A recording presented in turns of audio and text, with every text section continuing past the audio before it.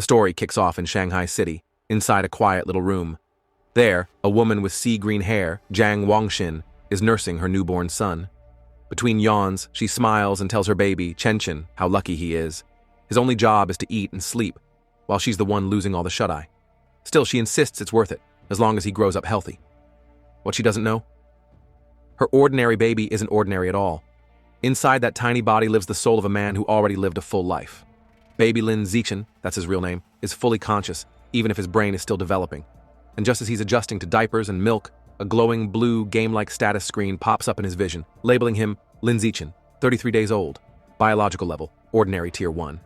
The infant reincarnator quickly realizes he's got to cheat. Baby gains XP. At 3 months old, while his parents, Dad Lin Yan and Mom Jiang Wangxin, marvel at his energy, little Lin Zichen is secretly grinding stats like a pro gamer.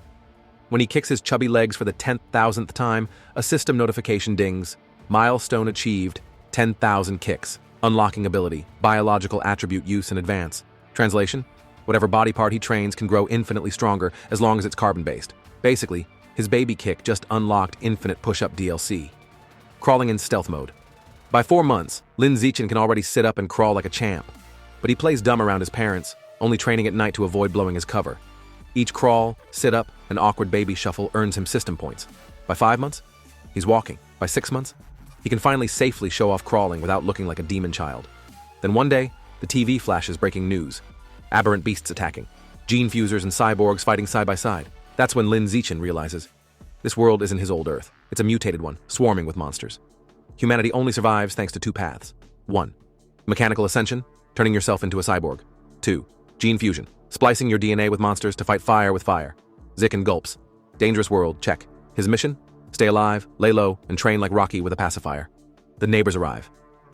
One fateful day, the doorbell rings. Enter Shu Ming in a blue dress, her husband Shenzani, and their purple-haired toddler daughter, Shenking Han, nickname Han Han. When Lin Zichen's baby eyes land on her, he just knows. First friend unlocked, destiny flag raised.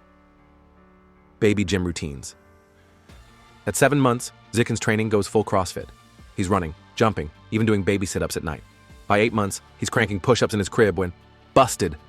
His mom walks in, blinks, and sees her infant son doing sit-ups like a tiny action hero. She rubs her eyes, mutters about sleep deprivation hallucinations, the perks of being a web novel author, and walks away. Zichen plays dead, literally, by pretending to sleep. Crisis averted. But not for long. During bath time, his mom notices baby abs. Cue screaming. Dad rushes in, sees the 8-pack, and immediately declares their son a once-in-a-million prodigy destined for greatness. Zichen. Phew. They bought the genius baby excuse. Genius baby versus genius baby. Later, the news shows another prodigy. A 2-year-old lifting a 20-kilo dumbbell. Mom hugs Zichen proudly and declares, "My Chenchen is just as amazing." Zichen. Note to self, lift 20 kilos by age 2. Don't embarrass mom. Level 2, toddler arc. By the time he turns 2, the toddler cheat code pays off. Alone in the storage room, he casually one-hands a 20-kilo weight. Mission accomplished. But then, Zichen! Han Han is here to play. Panic. He drops the dumbbell and rushes out to meet his little purple-haired neighbor, who's now also 2. She beams, offering him a tart. From then on, playdates become unconventional. While Han Han plays like a normal toddler, Zichen straps her to his back like a human dumbbell for weighted training. Perfect plan, except for one recurring problem. Just as he's about to finish a set, warmth, wetness. Han Han has peed on him, again. Our genius reincarnator can face aberrant beasts, cyborgs, and gene fusers, but he cannot escape toddler bladder accidents. At the grand age of 3, Lin Zichen has gone full toddler bodybuilder. He casually one-hands a 40-kilogram weight, then turns on the TV and sees a prodigy 4-year-old struggling with a mere 30 kilos. Zichen smirks. Kid, please, get on my level. Yet despite his monstrous gains, his status screen still insists he's stuck at ordinary tier 1. The system basically says, congrats, you're swole for a bug. Frustrated, he wonders, what does it take to break into tier 2? First step into the world. Soon after, he leaves the house for the very first time. Outside, a glittering futuristic megacity. Beastmen stroll the streets, cyborgs hum with chrome, and everything screams, "Welcome to Earth Mutated Edition." He tags along with his mom and the neighbors, Shu Ming and her daughter Shenking Han, Han Han, his purple-haired shadow, to the library. While his mom cheerfully points at the kiddie picture books, Zichin makes a beeline for the encyclopedias, dragging a worried Han Han behind. The moms whisper, Shu Ming, why is he into those scary books? Zhang Wangshin, genes, genius genes. Meanwhile, Han Han just offers him cookies like a loyal sidekick. Through reading, Zichin learns the truth. Life is ranked into 6 biological levels: ordinary, advanced, rare, epic, legendary, and mythical, each split into 9 tiers. Normal humans, bottom feeders. Ordinary tier 1, basically ants with jobs. This lights a fire in him. He must climb the ladder and fast. Ding! New quest. Read 100 million characters. Reward, celestial root of wisdom. Zichin grins. Mind and body training unlocked. Accepted. Year 4. Kindergarten King. A year later, the little prodigy is 4, entering kindergarten hand in hand with Han Han and their teacher, Miss Yangmei. Thanks to his grind, he finally breaks through to ordinary tier 2. His stats: 1 hand lift, 80 kilograms, high jump, 1.2 meters, 100-meter dash, 10.9 seconds. Basically, an Olympian trapped in a kindergartner's body. But even prodigies face drama. One day, Han Han is crying while other kids chant bedwetter. Zichin's eyes narrow. He leaps into the circle like a mini superhero, glares at the bullies, and growls, "If you bully Han Han again, I'll pee on your beds every day." The kids freeze. The insult is childish, but the menace is real. They burst into tears and quit kindergarten on the spot. Achievement unlocked. Kindergarten Kid King. New quest line opened. Han Han gazes at him with sparkling admiration. Zichin just pats his chest proudly. Protector duties fulfilled. Memory buff and time skip. Half a year later, quest complete. After reading 100 million characters, he earns the celestial root of wisdom. Now he's rocking perfect eidetic memory and peak human learning ability. Time flies. Soon, Zichin and Han Han are almost 7, posing for their kindergarten graduation photo. By then, he's already training with a 200-kilogram barbell and sprinting 100 meters in 7.98 seconds. His vertical leap? Over 2 meters. And academically? He wipes out the entire elementary curriculum before even stepping foot in Sunshine Elementary School. At the national academic competition, he snatches first place effortlessly, just to get the system's title rewards. Meanwhile, he tutors Han Han, raising her from average student to second in the class, right behind him. Sidekick, upgrade successful. Sunshine Elementary Arc school life seems smooth. Zichin breaks every sports record, racks up titles, and balances his hero training arc with babysitting Han Han. Then, plot twist. A new transfer student appears, long silvery blue hair, aura of mystery. The teacher introduces her as Bai Shuer. The class gawks at her beauty. Han Han whispers to Zichin, "Xiao Chen, her hair looks like snowflakes." But Zichin isn't thinking about hairstyles. As Bai Shuer walks past, he senses it. An aura that is not human. Could she be a gene fuser, a cyborg hybrid, or something even stranger? For the first time, the little reincarnator feels it. The real story is about to begin. At first, Bai Shuer is the ultimate enigma. She transfers in, sits at her desk, lays her head down, and basically cosplays as a hibernating bear 24/7. She doesn't talk, doesn't move, barely blinks. Even restroom breaks? Optional, apparently. The class is intrigued at first. Some even snap selfies with the sleeping beauty. But when the novelty wears off and she still refuses to join the party, they move on. Life returns to normal, until 1 month later. The incident. One day, a bizarre phenomenon begins. Bai Shuer starts secreting a viscous white liquid that oozes down her clothes and legs, carrying a foul stench. Note, not the superpower reveal Lin Zichin was expecting. The classroom reacts like a biohazard alarm just went off. "You, gross! What's that smell?" And of course, every school has that one punk. Enter Guan Chun, resident bully. He sneers, makes a crude joke, then takes his water bottle and dumps it over her head, declaring he's washing her out. Cue. Bai Shuer trembling, fists clenched, tears streaming silently as the whole room erupts in laughter. It's cruelty at its ugliest. Lin Zichin steps. In from her desk, Shen Qinghan tugs on Lin Zichin's sleeve, whispering, "Xiao Chen, can't we help her?" Zichin frowns. At first, he thought Bai was dangerous, but seeing her cry, soaked and humiliated, he realizes she's not a threat. She's just a lonely girl, and right now she needs saving. So he stands up, walks straight to Guan Chun, grabs the boy by the collar with a smile that screams mini-mafia boss energy. "Wipe the water." Now Guan Chun turns pale. He knows this look. Lin Zichin isn't just a bookworm. He's a legend. Even 6th graders give him a wide berth.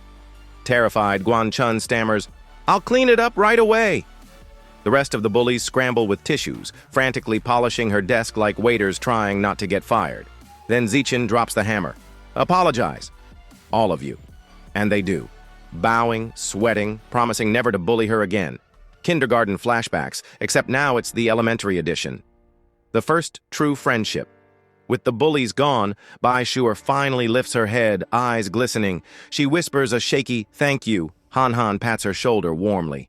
That's what classmates are for.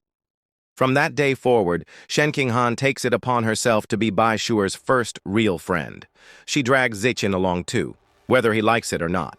Han Han always offers her best snacks first, while Bai cautiously tests the taste of kindness for the first time. One day she hesitates and blurts out, "Aren't you disgusted? I smell terrible. I've always been hated." Han Han clasps her hands and says firmly, "This is not a dream. We'll be friends forever." Right, Xiaochen? Zichin, caught in the oath against his will. "Guess I'm in this now." Overcome, Bai bursts into tears and hugs Han Han tightly. Then she gifts them a necklace with twin beast fangs, her most precious belonging, as a symbol of their friendship. 3 kids, 1 sunset, a pinky swear for life. It's pure childhood anime vibes. And then she vanished. But just as things seemed perfect, Bai Shuer suddenly transfers out. Han Han is stunned. Why didn't she say anything? Lin Zichin, however, already knows. He saw it with his own eyes. Bai in the principal's office, signing papers alongside a towering man with cybernetic arms. The principal assured him everything would be kept confidential. That was the day Zichin confirmed his hunch. Bai's identity was anything but ordinary. And just like that, she was gone. No goodbye, no explanations, just questions. But fate wasn't done with him yet, because what came next would shake his peaceful routine far more than a mysterious girl with a strange aura. It's a quiet night at home. Lin Zichin is massaging his mother Zhang Wangxin's shoulders, and she's practically melting. "Ah, perfect. After a whole day of typing web novels, this is heaven," she sighs. Little does she know, her 8-year-old son is basically a professional masseuse. Thanks to his celestial root of wisdom, Zichin has memorized advanced massage techniques like a human spa encyclopedia. Internally, he's impressed. Who knew my genius memory would be this useful? Guess I've unlocked the filial piety DLC, but before Wangxin can fall asleep, the news interrupts with a bombshell report. Breaking news: Kyoto prodigy achieves gene fusion at age 10.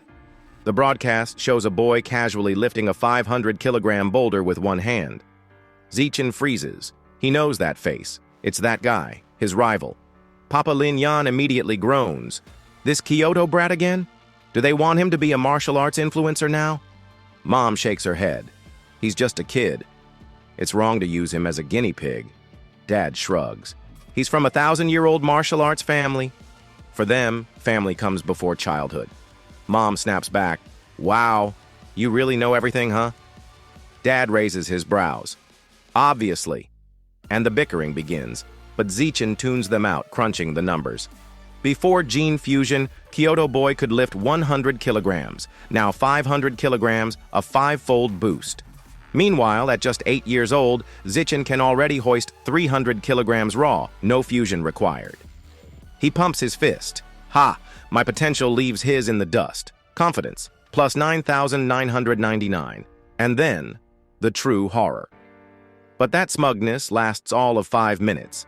The next segment shows a neighboring country reduced to rubble, a massive explosion, entire city gone. The footage cuts to giant aberrant rats swarming the ruins, their massive jaws clamping down on screaming civilians before, well, let's just say it's not PG. The news anchors report that a cult called the Heretics was behind the attack, an anti-human group that worships aberrant beasts and manipulates them for destruction. Zichin gulps. Okay, lifting weights is cool, but how do you train to not get eaten by a 3-story rat? He feels grateful his own country is safe and powerful, a perfect place to grow strong while keeping his head down. That's when the night sky shatters with sonic booms. Rushing to the window, he sees a squadron of heavily armed cyborgs streaking across the city like fighter jets. The sight makes his stomach drop. So much for safe and peaceful. Something big is happening. Necklace glows. By morning, everything looks normal again. Zichin waits for Han Han, who comes running up, panting and apologizing for being late. Then he notices it. The beast fang necklace Bai Shure had given them, the one Han Han now wears, suddenly pulses with a bright blue glow. Zichin freezes. That aura. So it really was from an aberrant beast, but just as quickly as it appears, the glow fades. Han Han doesn't even notice, brushing it off. Zichin forces a smile, but his gut tells him otherwise. Between the cyborg deployment and the necklace's reaction, trouble is brewing. The red-haired stranger. On their way to school, things get creepier. Leaning casually against a lamppost is a striking woman with flowing red hair and a black dress. As they pass, she smiles sweetly. What adorable kids! Are you two brother and sister? Han Han beams. Nope. We're childhood best friends. The woman's smile lingers, wistful. Childhood friends? How lucky. I wish I had one too, but then, her eyes glint, her expression twists into something darker. She leans closer. Tell me, why are you walking to school alone? Where are your parents? Han Han, innocent as always, opens her mouth to answer, but Zichin yanks her hand and cuts her off. We're gonna be late. He drags her away without a second glance, leaving the mysterious woman behind. Once they're safe, he kneels to Han Han's level, sighs, and says firmly, Don't talk to strangers. Ever. She nods obediently, cheeks puffed in embarrassment. After school, Lin Zichin decides to take a shortcut through a deserted alleyway. Han Han hugs her backpack nervously. This place is creepy. Zichin waves it off like a tour guide. Relax. The whole area is scheduled for demolition. Everyone's already moved out. Totally safe. Narrator's note, whenever a protagonist says totally safe, you know it's about to be totally not safe. Sure enough. Finally out of school, are we? The red-haired woman from the morning strolls out of the shadows, smiling far too sweetly for comfort. Beside her is a human mountain of muscle named Shang. She waves like a friendly aunt. Over here, Shang. The kids are right here. Zichin stiffens. Wait. I purposely took a different route. How did she... The woman coos. Don't be scared, darlings. Come here. I've got treats. Shang rolls his eyes. Enough nonsense. Just knock them out already. I'm in a hurry to sell them for cash. And with that, the musclehead lunges at them with a cloth in hand. When an 8-year-old punches like a bulldozer, Zichin reacts instantly. He shoves Han Han out of harm's way, plants his feet, and cocks his fist back. System buff plus adrenaline boost equals one very unlucky kidnapper. BAM. His tiny fist connects squarely with Shang's jaw. The man doesn't just stop. He flies backward down the alley like a rag doll on a trampoline, coughing blood and wondering which truck just hit him. The red-haired woman's jaw drops. Did an elementary schooler just send a 200-pound man flying? Zichin doesn't wait. He turns on her next. Before she can even gasp, he slams a punch into her stomach, follows with an uppercut. KO! She's out cold. Standing over their unconscious bodies, Zichin's expression hardens. He picks up a brick. No cameras, no witnesses. If they live, my powers get exposed. Best to tie up loose ends. Then the real horror arrives.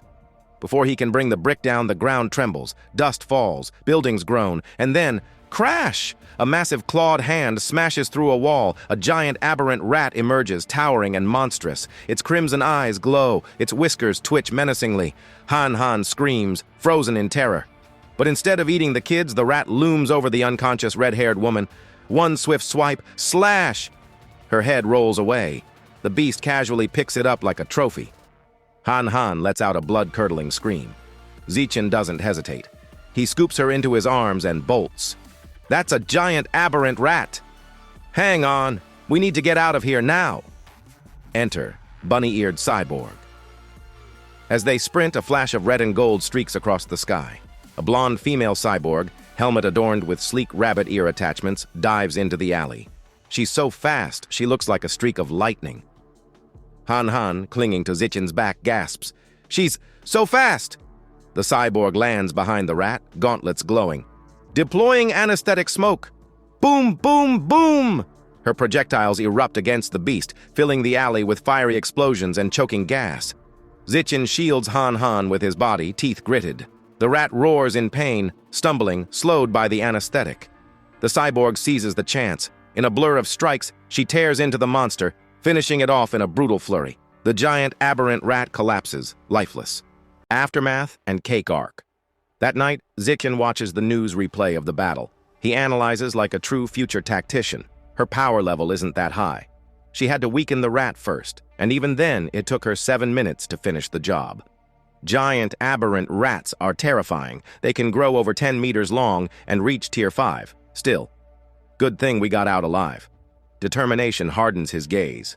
I need to train harder. If I want to protect Han Han, I can't rely on bunny cyborgs to bail me out every time.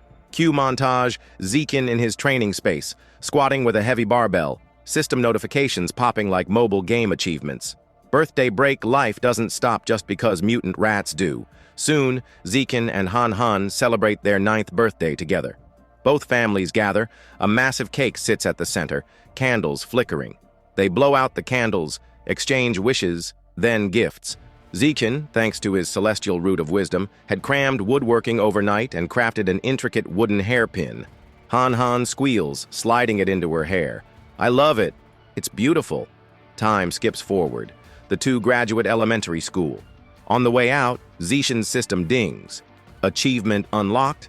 Dominated 9 years of compulsory education. Titles gained. Kindergarten Kid King, plus elementary school top dog. His eyes sparkle. Next up, Middle School Overlord. Reward, survival of the fittest attribute. While most kids spent their summer break leveling up in video games, Lin Zichen spent his leveling up in real life. His regimen? 1,000 push-ups with a boulder on his back because dumbbells are for mortals. 10-kilometer runs that ended with system notifications instead of sweat stains. And then it happened. Ding. System notice, biological level breakthrough, ordinary 3rd tier. His new stats, one-hand lift, 700 kilograms, basically forklift mode. Vertical jump, 4 meters, NBA scouts weep. 100-meter dash, 6 seconds flat, Olympics canceled. Zichen wipes his brow and thinks, I wonder how the Kyoto Prodigy is doing. Kyoto Prodigy. The return. Coincidentally, the TV answers his question. Breaking news! At 14, the Kyoto Prodigy has fused with giant ant genes. Watch as he casually one-hands a 2,000-kilogram alloy block. His parents gawk. His dad mutters, show off. They're turning this kid into an influencer. Meanwhile, Zichen calculates like a smug mathematician. Giant ant genes multiply strength by 4 to 8, which means, without the boost, his real lift is about 500 kilograms. I'm already stronger. Huh. Zichen fist pumps. Just wait till I start fusing genes. I'll be unstoppable. Welcome to middle school. Because he was the city's top student, every elite middle school begged for him. Zichen chose Shanghai Middle School, on one condition. Shenning Han had to be in his class too. During registration, the principal and homeroom teacher practically roll out a red carpet. We're counting on you, Lin Zichen. Zichen smiles politely, but inside, I only came here for the badminton courts. Badminton bloodbath. On the court, Shenning Han twirls her racket dramatically. Fairy's curveball serve. The shuttlecock sails through the air. Zichen casually catches it mid-flight like he's picking fruit off a tree. But before their game can continue, trouble arrives. A group of upperclassmen swagger in. Their leader, rocking a backward cap, snatches the shuttlecock. Court's reserved, kids. His goons snicker. But hey, the little girl can stay and spar with us. Shenning Han plants her feet, fiery as always. Rules are rules. We were here first. Zichen steps forward, eyes cold. Back away from her. First come, first served. The cap-wearing leader sneers. I make the rules now. He tosses the shuttlecock up for a serve, but Zichen moves. Correction, he says. My rules are the only ones that matter. He leaps sky high, racket glowing with divine fury. His smash creates a white blur across the court. Crack! The leader's racket explodes into splinters. His cap flies off like a rocket. The upperclassmen stare, pale as ghosts. One whispers, if that had missed by an inch, our boss's head would be gone. They fold instantly, bowing in unison. We understand the rules now. Sorry, we'll leave. And they flee like cockroaches under a kitchen light. After that, nobody ever dared to bully Zichen or Han Han again. School life of a prodigy. Life in middle school was basically the same, just with better facilities. Academics? Zichen was so far ahead he'd finished the entire curriculum ages ago. He spent class reading random books while teachers pretended not to notice. Nights? After workouts, he binged online tutorials at inhuman speed, cooking, photography, driving, swimming, every sport imaginable. The man was building a resume fit for 10 lifetimes. The middle school overlord title, though, still locked. He tried everything, aced exams, collected trophies, represented the school in national competitions. But he deliberately avoided winning first place every single time to keep a low profile. Narrator: low profile my foot. Instead, he attracted fangirls, mountains of love letters piled on his desk daily. He ignored them all, focusing only on tutoring Shening-han and preparing for the big event, the school sports festival. Festival of Domination. Zichin entered 3 events: shot put, high jump, and sprinting, 1 for each stat. Shot put casually lobbed the iron ball 201.1 meters, and that was him holding back. High jump, 4 meters, easy. Sprinting smoked the competition so hard they were still tying their shoelaces when he crossed the finish line. Gold, gold, gold. Sitting with Shening-han afterward, admiring his medal collection, the system chimed. Achievement complete, dominate 9 years of compulsory education. Title unlocked, middle school overlord. Attribute gained, survival of the fittest. Power surged through his veins. He grinned. Finally, a fang with secrets. Walking home with Han, he pondered his new attribute, survival of the fittest. Lets a predator devour the life essence of other creatures to evolve. But what's life essence? Then inspiration struck. He turned to Han. Can I borrow your beast fang necklace? She nodded. The moment he touched it, a notification appeared. You have devoured a trace of the abyssal giant butterfly's life essence. Guidebook unlocked. 1% progress. A spectral butterfly with ominous eyes on its wings unfurled around him. Zikin froze. Butterfly. Tooth? That night, he scoured the internet for abyssal giant butterfly. Nothing. Not a whisper. He remembered. Bai Shuer had given them 2 fangs. He dug through his bag, pulled out the second tooth, and repeated the process. Life essence devoured. Guidebook progress. 2%. Zichin stared at the fang, disappointed. Barely any juice left. He clenched his fist. If I want the butterfly's full power, I'll need to find the real thing. And so, the hunt begins. The very next day after school, Lin Zichin upgraded his daily training routine by pedaling Shening-han to and from school on his trusty bike. On the surface, it was a noble gesture. In reality, he figured a bike doubled as both cardio training and a quick getaway vehicle in case an aberrant beast decided they looked like a 2-for-1 lunch special. Just as they rolled out of the school gates, a man in a shiny tracksuit called out. Zichin! Lin braked, and the man jogged up, grinning like a used car salesman. I'm Coach Guo, martial arts team, he introduced himself, clapping Zichin's shoulder. Your performance at the sports meet? The best in school history. Truly incredible. You must join the team. Coach Guo's words came rapid-fire like a machine gun of enthusiasm. Before Lin could squeeze in a polite, "No thanks," the coach was already waving goodbye, shouting, "Room C in the gym tomorrow. I'll be waiting for you." Zichin blinked.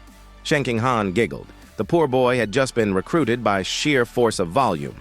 That evening, Zichin sat in his room, ready to test his shiny new survival of the fittest ability. He smacked his hands together, squashing a cockroach and a mosquito in one blow. Opening his palms dramatically, he waited for the surge of power. Nothing, not even a flicker. Turns out ordinary insects weren't exactly packed with exotic life essence. Who knew? So, new theory, only stronger beasts carried the juicy power he needed. Time to test it properly. The next day, he biked Shening-han into the city and pulled up at a massive supermarket. Inside, there were shelves stacked with beast meat. Only all of it was prepackaged. He frowned. How could he absorb anything through plastic wrap? Just as frustration set in, he heard a booming voice. Fresh beast meat, not prepackaged, safe to eat. His eyes lit up. Jackpot. Wait here, he told Shening-han mysteriously, then rushed over like a man about to propose to a steak. He slapped his hand on a slab of freshly cut meat, BZZT. A surge of purple energy rushed into him, his grin stretched ear to ear. Yes, it works! Behind him, Shening-han stared. Why are you smiling like that at raw meat? Zichin, playing it cool. Oh, it just feels extra fresh. Want to touch it? Absolutely not. She waved her hands like he was contagious. Mission complete, he bought some to take home. Not just any meat, though. Ghost Shadow Squid, the cheapest option, which still cost nearly 1,000 yen a jin. His wallet whimpered. Shining panicked at the price. "Your mom's gonna kill you. At least call her first." Patting her head, Zichin lied smoothly.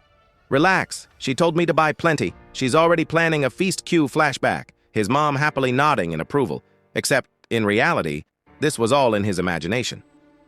At checkout, the cashier rang up 3 packages for a painful 29 yen and 94 cents. Lin forced a smile. Internally, he was crying. On the ride home, he couldn't resist. He discreetly pressed his hand on the package in the bike basket. Another surge of purple energy. The system confirmed. Ghost Shadow Squid Guidebook unlocked. Progress 0.1%. A creepy mental image of a giant multi-eyed squid floated in his head. He quickly did the math. 1 jin equals 0.1%, meaning 100 jin for 100%. That's 100,000 yen. His wallet fainted again. But the squid's power to dissolve into water and vanish was absolutely worth it. He just needed mountains of cash. Better yet, the meat wasn't spoiled after absorption, meaning he could eat it too. Double profit. His progress climbed to 3% as he tapped more squid essence on the ride. Unfortunately, his squid meditation ended when Shining Han shouted, "Brake!" He screeched to a halt, barely avoiding mowing down a couple in the bike lane. He apologized, scolding himself for daydreaming. But the lane was packed. Why? Ahead, they saw it. A tense standoff. A muscular, red-haired man held a woman at knife point. Shining Han gasped. "It's Teacher Zia!" Police surrounded the area. Through a megaphone, the captain tried to calm the suspect. Officer Abing raised his gun, itching to shoot, but the captain yanked him back. "Too risky." "The hostage is too close," Abing muttered about gas. The captain rejected it. While the cops hesitated, Zichin acted. He picked up a pebble, flicked it with ridiculous precision, ping, and struck Abing's gun. The misfire sent a stray bullet flying straight into the suspect's hand. Knife dropped, hostage freed. "Move in!" the captain roared. Police swarmed, disarming and cuffing the red-haired thug. Teacher Sia sobbed in relief as a female officer comforted her. Meanwhile, Zichin casually got back on his bike. "Let's go," he whispered. Shining Han stared at him wide-eyed. "Did you just—" "Shh!" He pedaled away, almost free. "Wait!" The captain's voice rang out. "You! Boy, were you the one who threw that rock?" Panic flashed across Zichin's face. He forced a nervous laugh. "Ha ha! Me? No way, sir." The captain frowned. "Strange. You'd think someone would admit to a good deed, especially when there's a reward for bravery reward. The magic word." Zichin's brakes screamed as he spun back around, skidding to a stop in front of the captain. He scratched his head sheepishly. "Actually, yes, that was me. And, the reward part is really important." The captain chuckled, clapping his shoulder. "Good. Come by the station to make a report. I'll make sure you're properly rewarded." After informing their families, Lin Zichin and Shining Han prepared to head to the police station, expecting a smooth, boring debrief. Easy reward money, maybe a pat on the back, then home in time for snacks. But fate, as usual, had other plans. As the police escorted the cuffed suspect away, his face suddenly began twisting grotesquely, like he was mid-transformation into a Halloween mask. The captain paled. "Heretic!" The man's bones cracked and his muscles ballooned. In seconds, the suspect mutated into a hulking, aberrant rat. The cuffs snapped like cheap toy bracelets. With a shriek, it lashed out, swiping its massive claws at the officers. "Open fire!" the captain barked into his radio. "Protect the civilians!" Gunfire erupted in a storm of noise, but the bullets pinged off the monster's hide like BB pellets. A frantic voice came through the radio. "Confirmed heretic! Subject fused with Rat King genes, requesting immediate backup." Lin Zichen grabbed Shining Han and their teacher, muttering a quick apology as he dragged them into a retreat. Thankfully, the rat wasn't chasing them. Still, his heart pounded. He really didn't feel like becoming Rat Chow today. Then, the sky lit purple. A sleek figure streaked down from the heavens, landing with a boom that shook the street. A female cyborg in gleaming armor, her short, dark purple hair catching the light. She reeled back a metallic fist and smashed the rat square in the jaw, staggering the beast. Hovering into the air, her chest plate split open to reveal a glowing core. Fire! A blinding beam of purple energy tore out, engulfing the mutant. The rat's roar of agony was cut short as it was disintegrated into a smoking pile of charred flesh. Everyone stared, stunned. Teacher Sia and Shining Han both exhaled in relief. Zichen, however, was staring at something far more important, his bike. Thank the heavens, he sighed. Not even a scratch. Do you know how much repairs would have cost? But relief didn't last. A foul stench hit him. He looked into the bike basket and his stomach dropped. The ghost shadow squid. His precious, overpriced squid, spoiled. The meat had turned gray and limp, oozing stink. He realized the truth. Absorbing life essence did spoil the meat, but only after a short delay. Grimacing, he lifted a tentacle with tragic solemnity. Putting on his best Oscar-worthy performance, he dramatically tossed it to the ground. Damn you, heretic! Damn your rat cult! Even the cyborg's laser couldn't spare my dinner. Teacher Zia patted his shoulder kindly. What matters is that everyone's safe. Zichen nodded, mourning his wallet more than the squid. At the captain's request, they rode with the security team to the station. Unfortunately, they were crammed into the same van as the scorched heretic remains. The smell was indescribable. Even Zichen's squid smelled better. He sat stiffly, pinching his nose, when a thought struck him. Bai Shuer's beast fangs had still contained life essence long after death. His eyes flicked to the charred corpse. Could there be essence left in that too? And if so, could I snatch some Rat King genes for myself? Curiosity won. He discreetly reached a hand toward the remains. The instant he touched, scorched flesh. Bezizt. A powerful surge of red energy shot into him. System prompt. Devoured trace of giant Rat King's life essence. Guidebook unlocked. Progress 5%. His jaw nearly dropped. That was more than the squid gave him by orders of magnitude. Freshness mattered. The closer to alive, the stronger the harvest. Before he could gloat too long, Officer Abing noticed him leaning forward. Hey kid, sit still. Zichen jerked upright. Ah. Just stretching, sir. At the public security office, the captain handed him paperwork. I've applied for your bravery reward. But his sharp eyes narrowed. How did a middle schooler, in poor lighting from that distance, manage to hit the suspect's knife hand with a rock? Perfectly? Zichen scratched his cheek. I train my right hand a lot? The captain blinked. What does that even mean?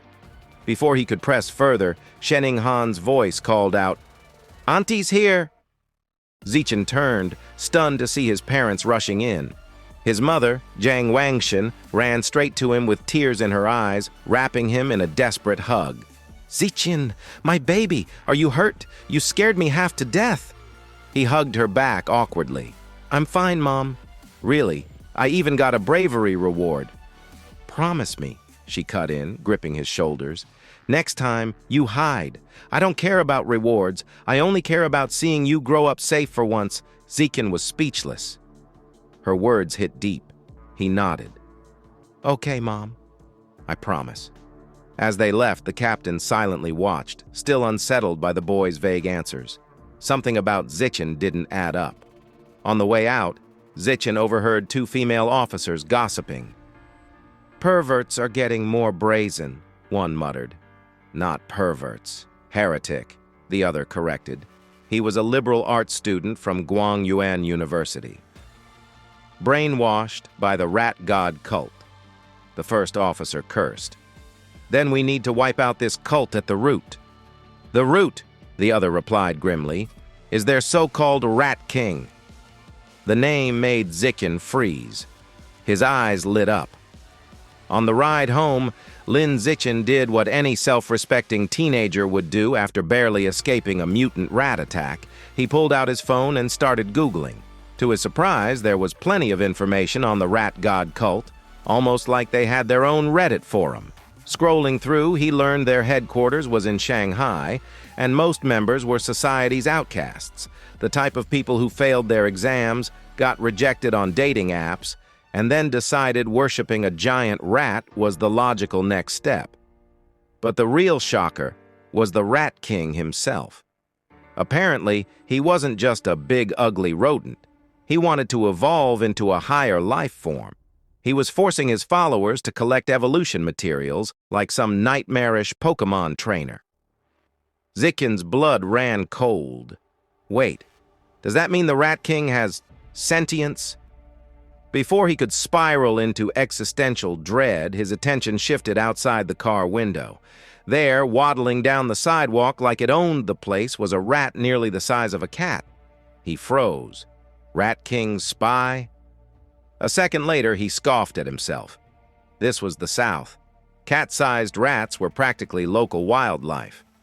Shaking off the thought, he glanced at Shen Qinghan. She was awfully quiet, fidgeting with her knees pressed together like she was guarding a national secret.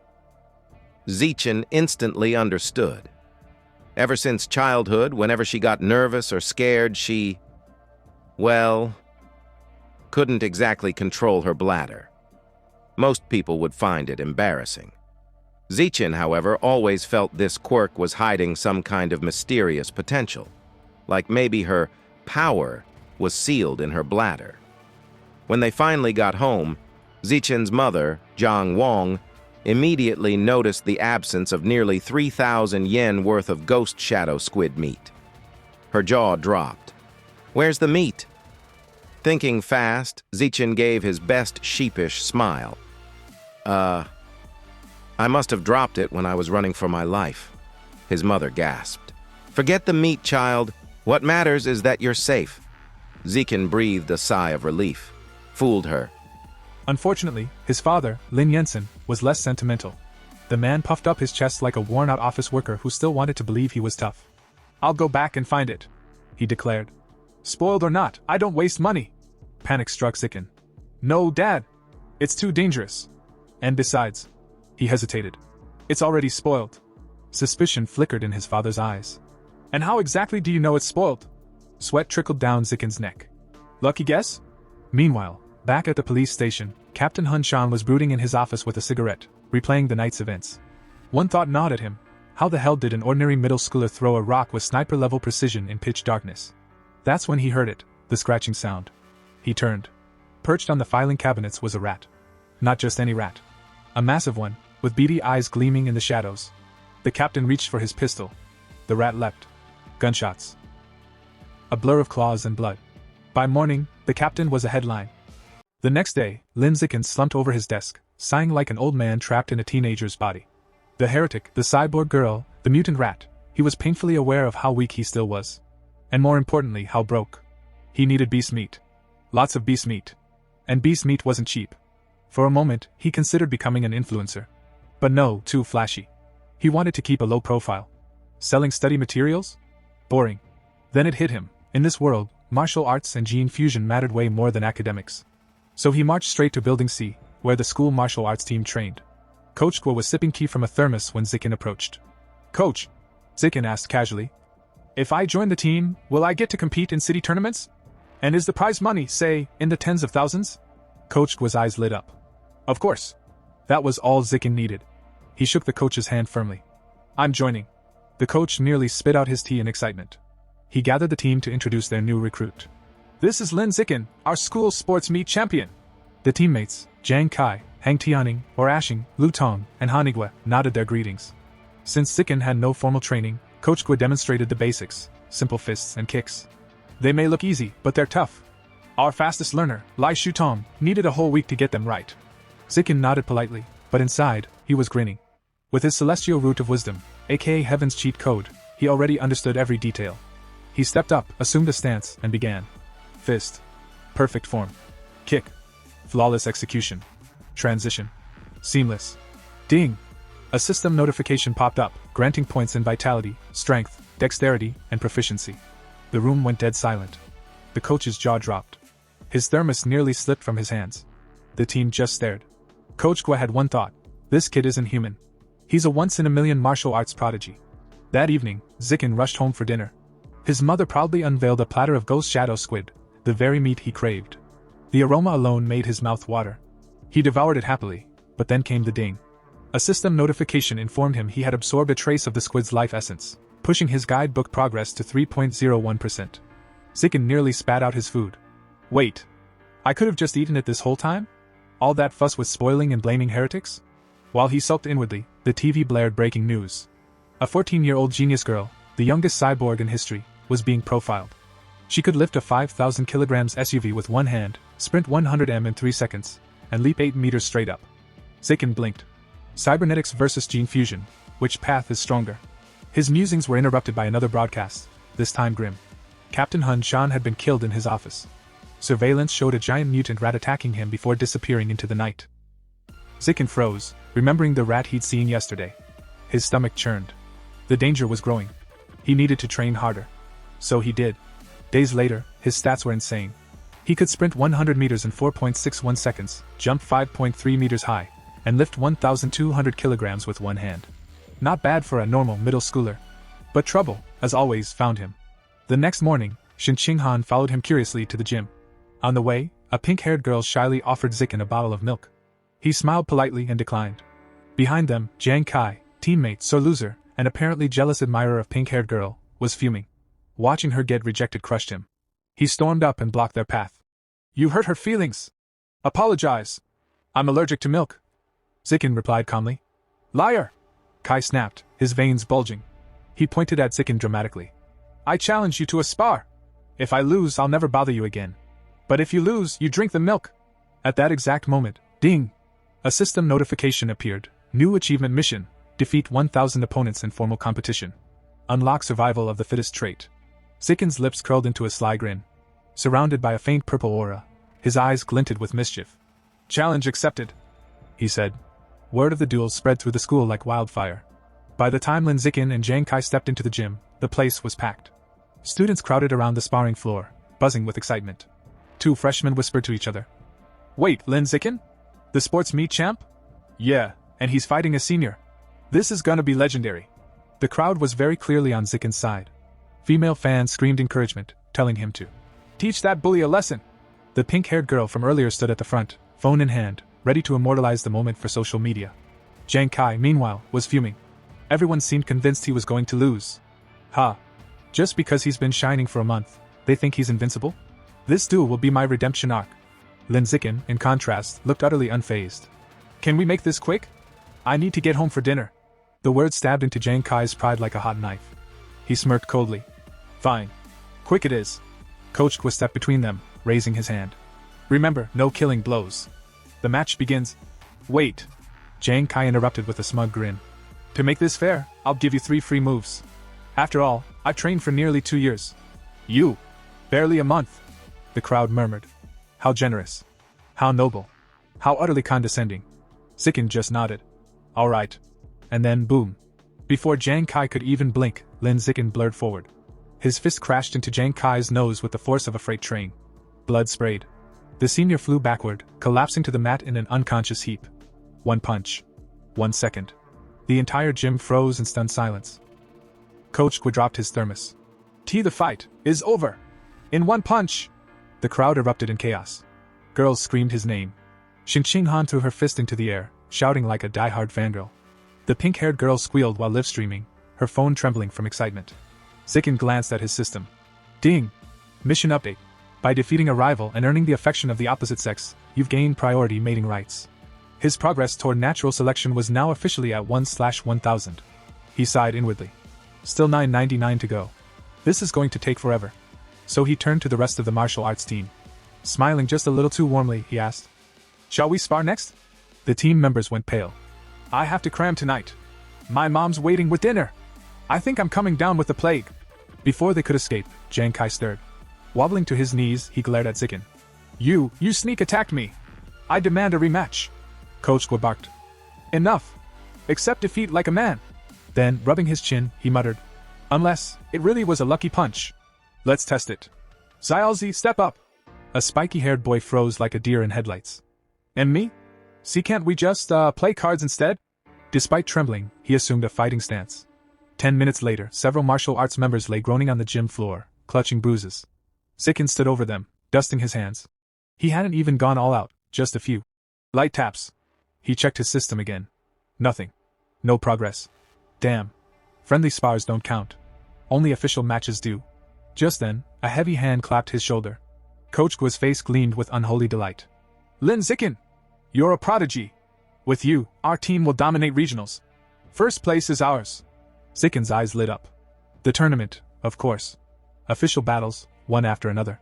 This is my fast track to 1,000 victories. But before his grand plans could spiral further, a voice croaked out. Jang Kai, barely upright, pointed at him dramatically. "Lin Zikin! I acknowledge you. From this day forward, you are my superior, my master, my—" "Okay, that's enough." Coach Gua cut in quickly. Shin Qinghan looked horrified. The pink-haired girl turned off her phone. Even Zikin shivered at the bizarre declaration. The crowd scattered fast, leaving Jang Kai alone, still rambling about loyalty and honor to absolutely no one. In this world, high schoolers had to choose martial arts or academics. Given the growing danger of aberrant beasts, martial arts was the obvious path. Shin Qinghan, determined not to fall behind, threw herself into training with Zikin. Their daily routine was brutal: a 30,000-meter run, an hour of sparring, countless push-ups and sit-ups. At the end, Zikin would even give her massages to ease her sore muscles, though Shin Qinghan always turned bright red. And Zikin? He trained twice as hard, hell-bent on reaching the top before the rat god's cult grew any stronger. 1 month later, the big day arrived. The regional martial arts tournament. The gym buzzed with banners, teams warming up, and the smell of fried snacks from the stands. Lin Zikin stood tall at the entrance, eyes sharp, fists clenched. This was it. The battlefield that would decide his future. And the fastest way to rack up 999 more wins. The regional martial arts tournament was being held at the massive city gymnasium, a place so big it felt like a sports anime opening was about to start at any moment. The arena was packed to the rafters with students, parents, teachers, and at least one confused old man who had just wandered in for free snacks. In the waiting area, the air was thick with tension. Coach Gua paced back and forth like a man trying to find a bathroom during halftime. He checked the match roster, then dramatically slammed it down. Why did it have to be Shanghai #1 high in the first round? He wailed. Another team member chimed in, face pale. Coach, they have that guy who ran a 100-meter dash in under 9 seconds. The entire team collectively died a little inside. Before despair could swallow them whole, Lin Zikin raised his hand with the calm of a man who had already mentally scheduled dinner after winning. I'll go first, he said casually. Coach Gua blinked at him, torn between terror and hope. Fine. Don't die.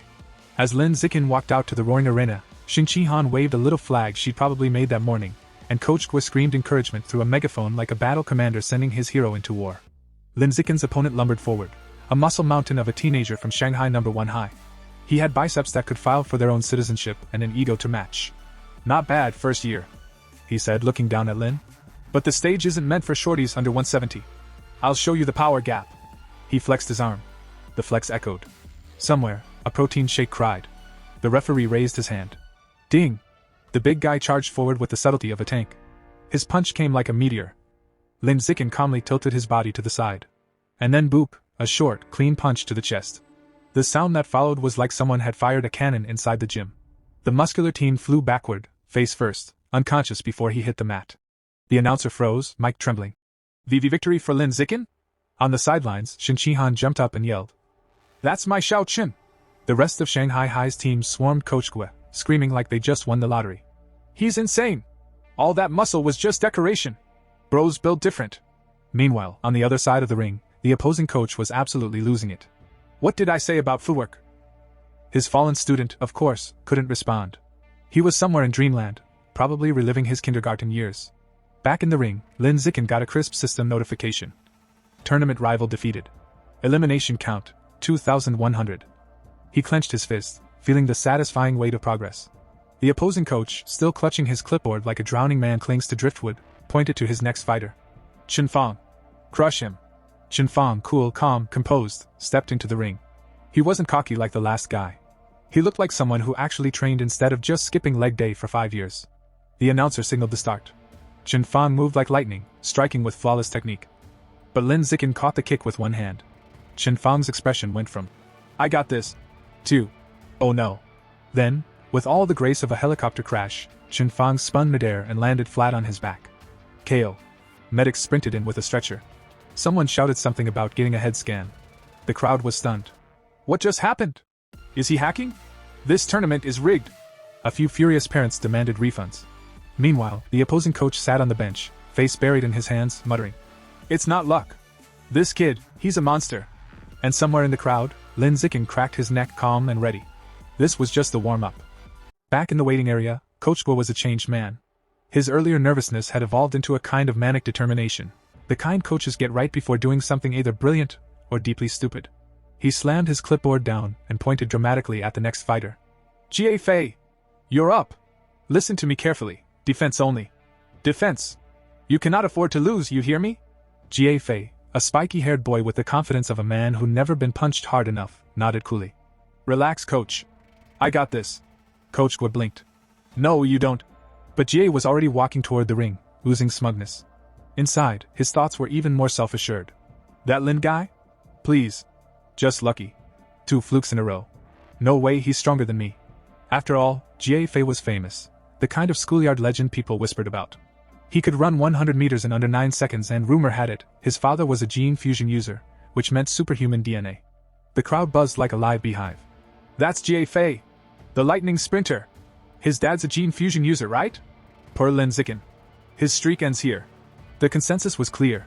Lin Zikin had been impressive, but his reign was about to end. The announcer raised his hand. "Begin!" Jie Fei instantly ignored his coach's orders and launched forward with a battle cry that sounded way cooler in his head. His foot sliced through the air with a vicious kick, followed by a flurry of punches that blurred like a tornado. "Flowing water shattering rock fist!" he shouted, performing his signature technique. From the sidelines, Coach Guo's counterpart screamed. "What part of defense did you not understand?" Jie Fei ignored him, grinning confidently.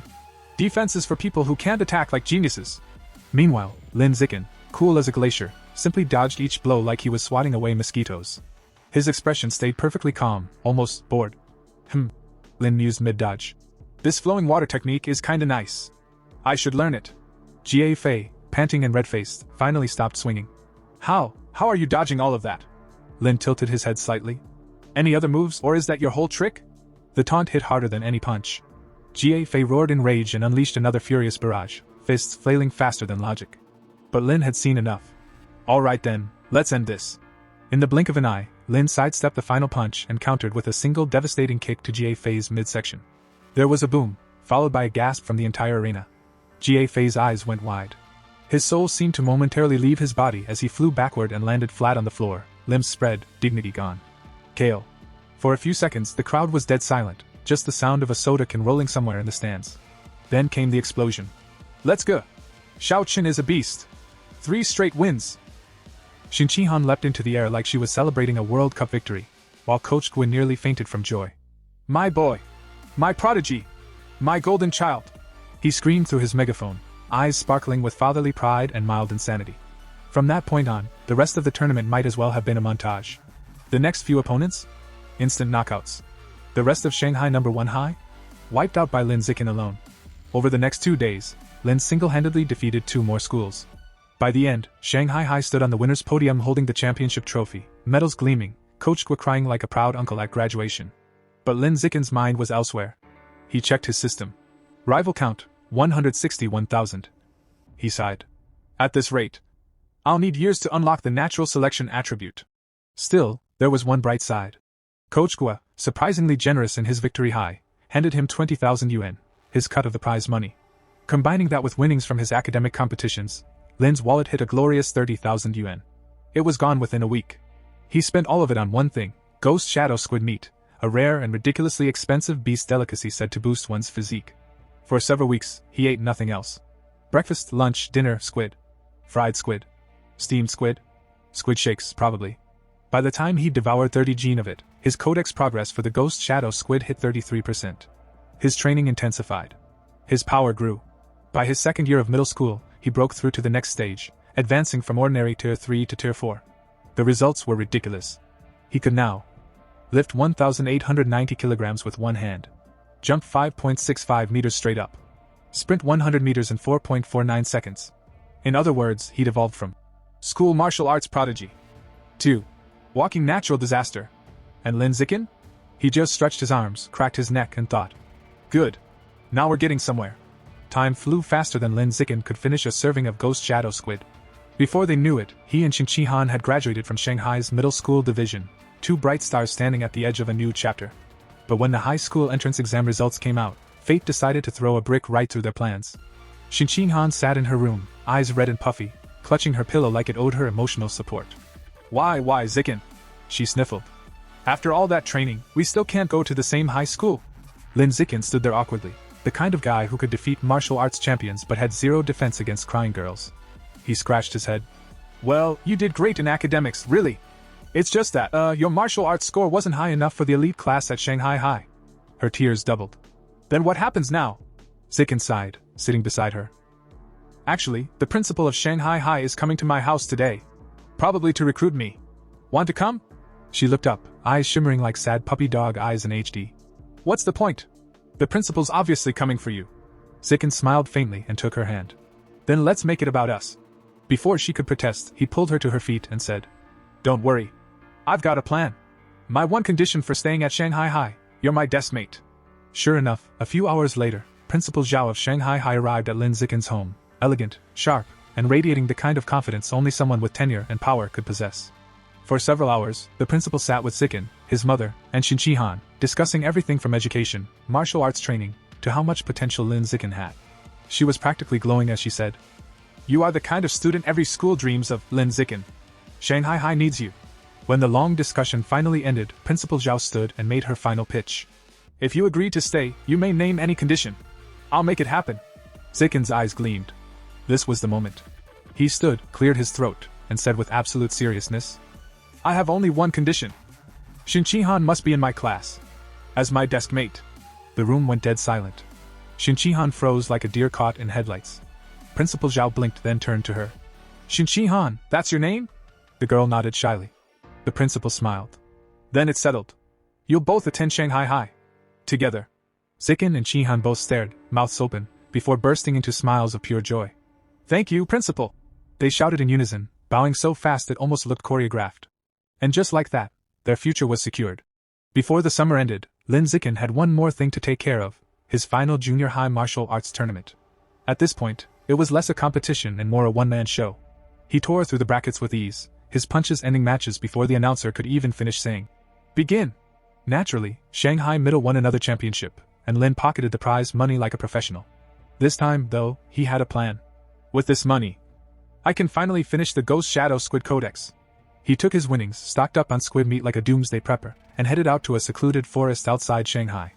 Alright, let's do this somewhere quiet. Just in case I explode or something. He began devouring the last of the squid meat, and soon a brilliant blue aura surrounded him. The ground trembled, his system pinged like a jackpot machine, and his body overflowed with power. Codex progress 100%. You have unlocked the Ghost Shadow Squid Codex. New attribute, Blessing of Liquid Affinity obtained. The description popped up. Enhances affinity with water. Grants movement freedom and stealth in aquatic environments. Zikin blinked. So, I'm basically a better swimmer now. He stared at the limp squid tentacles in his hands, unimpressed. Still, to be sure, he decided to test it. At a nearby pond, Lin Zikin slipped into the water like a man testing the world's least exciting superpower. He waited. Nothing. Then he realized. My skin's not wrinkling. He swam a few laps. Oh, less resistance. That's something, I guess. After a while, he sat waist deep in the pond, staring at his reflection, looking more like a depressed mermaid than a martial artist. All that effort, for a glorified bath perk. He sighed deeply, then smirked. Fine. It's a low-tier beast. Can't expect too much. Next time, I'll get a real one.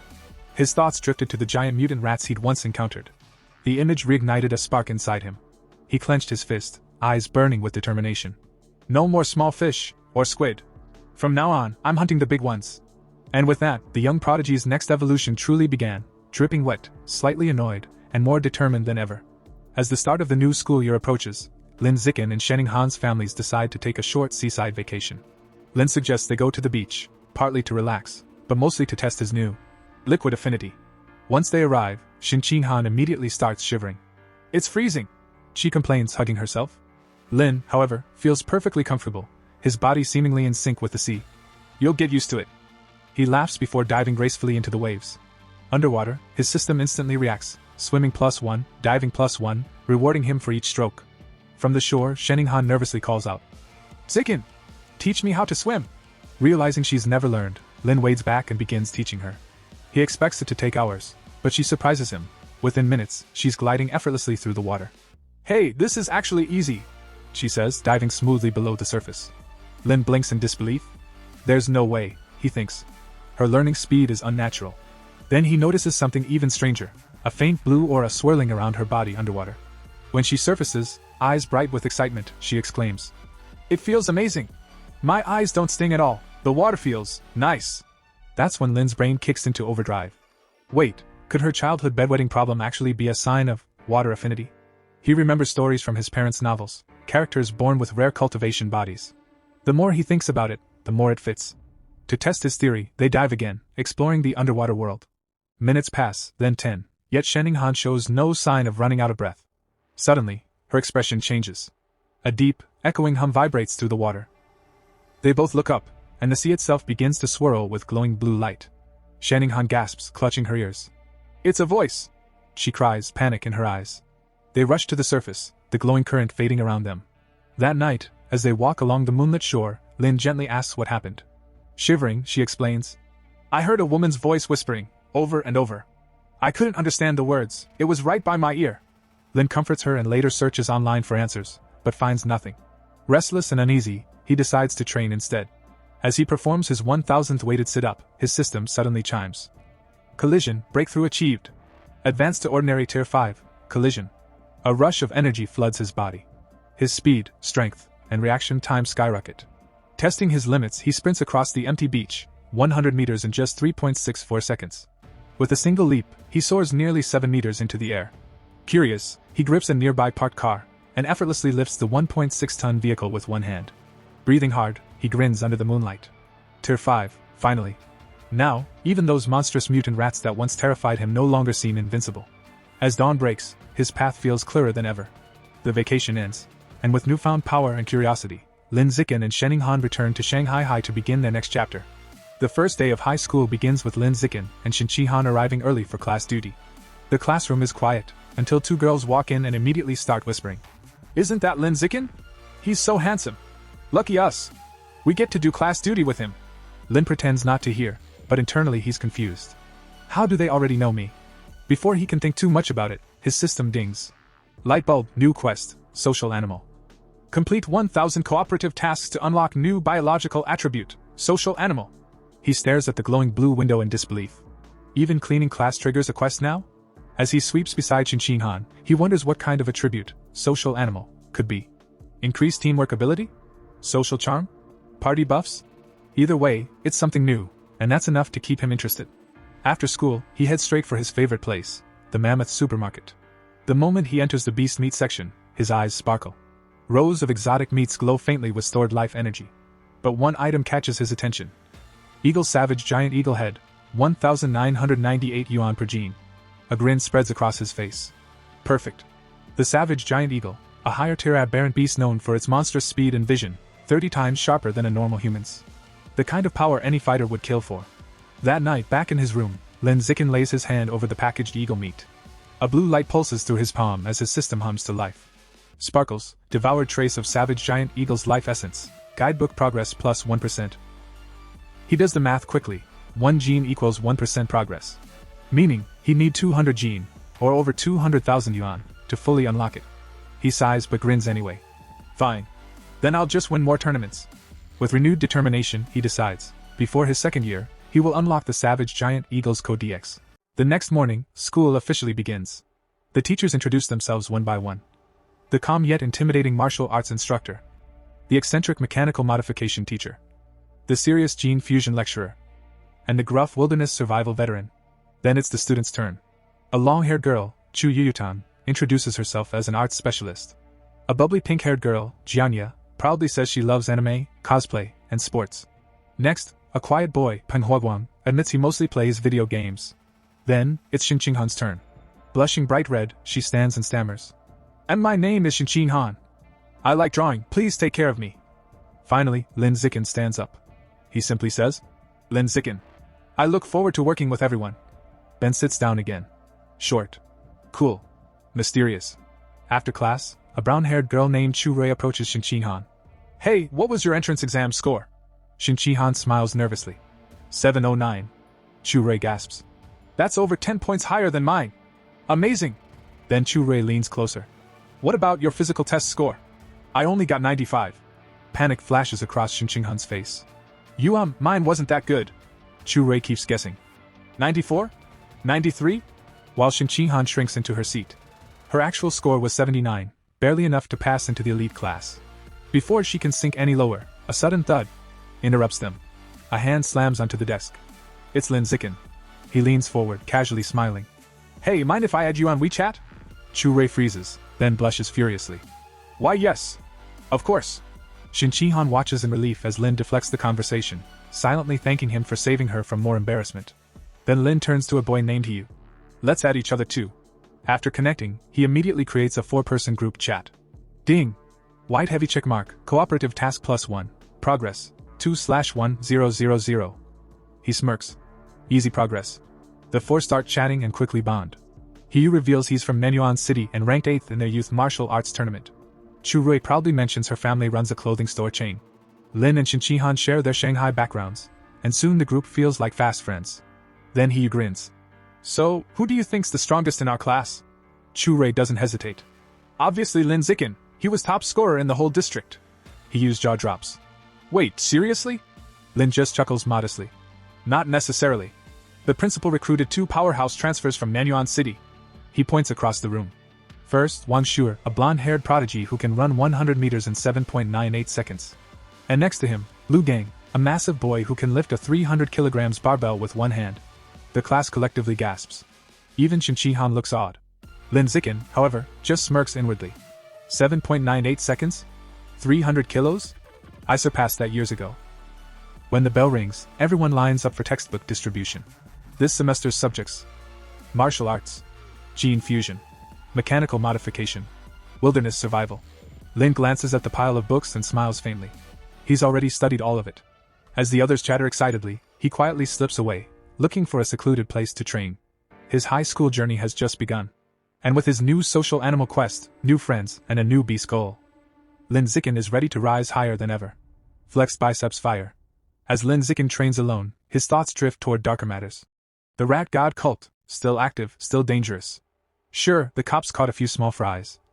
But their leader, the infamous Rat King, is still out there somewhere, plotting. That thought lights a fire in Lin Zikin's chest. He clenches his fist, eyes sharp as steel.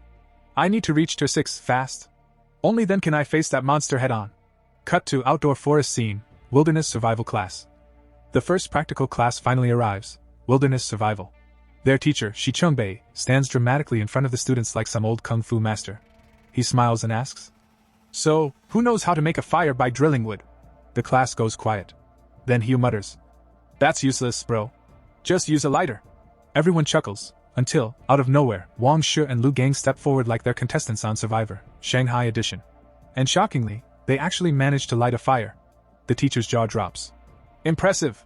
How'd you two learn this? Lu Gang grins. Summer camp. Wang Shi smirks. Tutorials on YouTube. Classic. Then, not to be outdone, Lin Zikin quietly gathers his group, gives a 30-second explanation, and boom, everyone in his group starts fires like pros. The teacher stares. This kid's something else. Cut to martial arts class. Instructor Yao Yuanfeng introduces a new cultivation technique, explaining it with deadly seriousness. But before he even finishes, Wang Shi and Lu Gang jump in again like self-proclaimed experts. Oh, this one? We already know it. Their demonstration? Let's just say it's more interpretive dance than cultivation. Lin Zikin already mastered this technique ages ago, but he decides to stay quiet and play it cool. No need to flex, yet. Fast forward, montage music. A month passes uneventfully. Classes, training, and a whole lot of humble domination from our boy Lin. But peace never lasts long. Cut to mechanical modification class. Teacher Kaiyufei burst into the classroom with energy. Pop quiz everyone! Let's see what you've learned! Groans echo across the room. Then he adds, to make things interesting, I'm offering cash prizes. 888 yuan for first. 666 for second. 333 for third. And instantly, the whole class is wide awake. Lin Zicken's eyes narrow. 888 yuan. That's almost half a gene of savage giant eagle meat. He's locked in. The class dives into the test. Pencils fly. Heads sweat. And right after that, because fate loves chaos, the gene fusion teacher announces another test. With the exact same prize money. Everyone groans in despair. 2 brutal exams in a row. When it's all over, the classroom looks like a post-apocalyptic battlefield. Students slump over their desks, moaning. I thought I'd get 90. I'll be lucky if I pass. One girl sighs. Meanwhile, Wang Shu and Lu Gang? They're chilling like kings. How'd you do? Asks a classmate. Wang Shu smirks. 95 easy. Only tripped on the last question. Lu Gang nods. Same here. 95. He grits his teeth, fists trembling. Oh, I hate these guys. Dramatic drumroll, results time. Teacher Kaiyufei starts reading scores. Guanling, 52. Xin Chihan, 61. She beams with pride. Lin Zicken congratulates her. Hiu, 88. The class cheers, he grins proudly. Guess I'll treat you guys with my 333 yuan prize. Then, the top dogs. Lu Gang, 95. Wang Shu, 95. The two smirk, acting like celebrities on a red carpet. But the teacher isn't done. One student got a perfect score. Lin Zicken, 100 points. The room erupts. Hiu's jaw drops. Bro's not human. Even Xin Chihan and Chu Rui are cheering like it's a championship match. Meanwhile, Lin just raises his hand calmly. So, when do I get my 888 yuan? The teacher blinks. You really care about the money that much? Yes. Cut to Gene Fusion class results. This time, the Nan Yuan duo stumble. Lu Gang, 81. Wang Shu, 83. Their egos deflate faster than a popped balloon. Xin Chihan scores an impressive 78, ranking in the top 5. But once again, first place, Lin Zicken, 100 points. Another perfect score. Another 888 yuan. The classroom explodes. Wang Shu and Lu Gang can't take it anymore. This is rigged. No one gets full marks twice. The teacher glares. I wrote every question myself. So unless you're calling me a liar. Dead silence. Hiu and Chu Rui burst out laughing. Disgrace to Nan Yuan. Uncultured and ugly. The class howls. Cut to Wilderness Survival Exam. New day, new battlefield. Teacher Shi Chungbei explains the challenge. Climbing. Swimming. Fire starting. Same prize money. The Nan Yuan duo glare at Lin. This time, we crush him. The whistle blows. Climbing test. Lin scales the wall like Spider-Man, leaving everyone behind. First place. Again. Tree climbing? Same story. Wang Shu wheezes. I didn't even see his shadow. But while Lin dominates, he notices Xin Qinghan struggling, finishing last. He smiles knowingly. Just wait till the swimming test. Next, fire starting. Lin moves like lightning, sparks flying. 58 seconds. Fire achieved. The teacher's jaw drops. Wang Shu and Lu Gang stare like they've just seen witchcraft. Finally, swimming. Xin Chihan dives in, and transforms into a torpedo. She blazes through the water, leaving everyone gaping. Wang Shu mutters. No way. Am I hallucinating? Lunch break, awkward silence. Wang Shu and Lu Gang don't speak. They just stare at their food. It tastes like failure.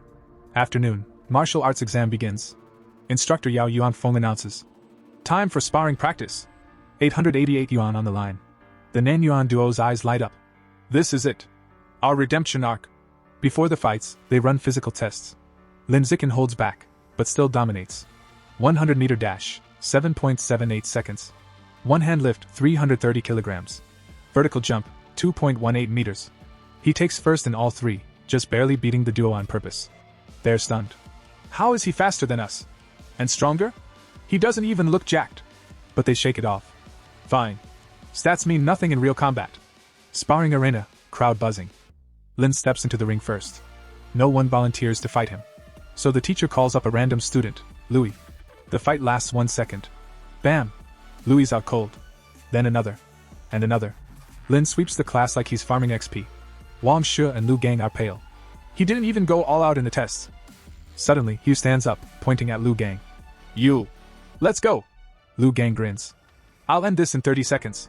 30 seconds later, he is on the floor, coughing up his lunch. Lu Gang smirks. Good technique, but still weak. Then Lin steps forward. Now it's my turn. Lu Gang freezes. But pride won't let him back down. He charges.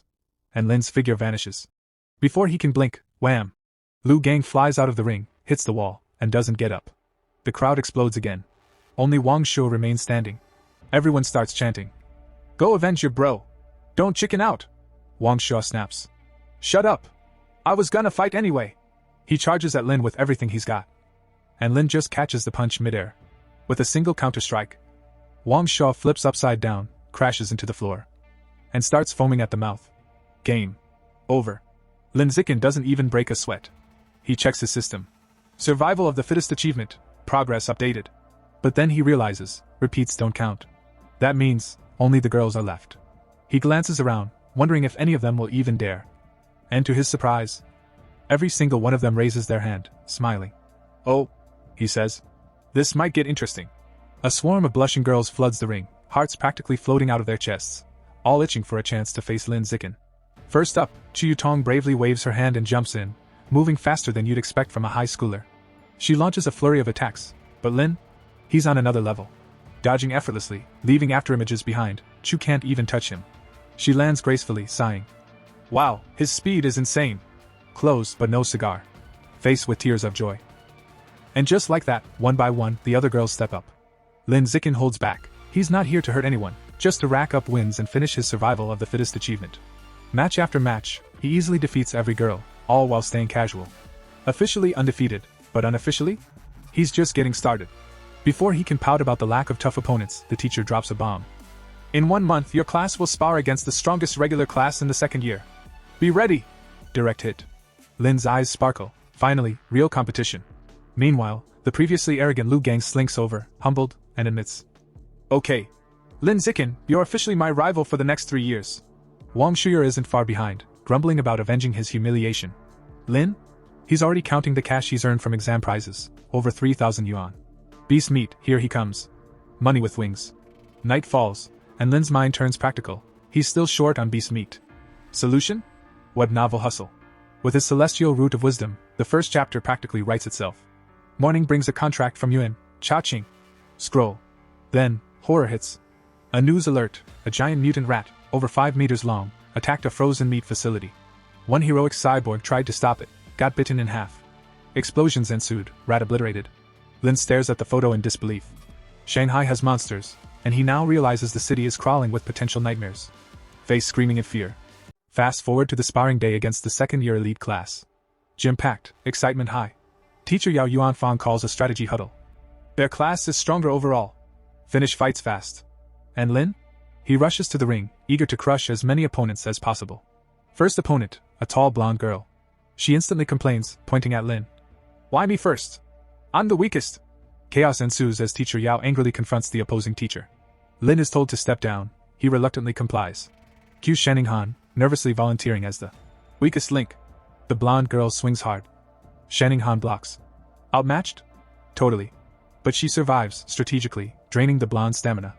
3 minutes in, the blonde is panting, shocked at Shanning Han's defense.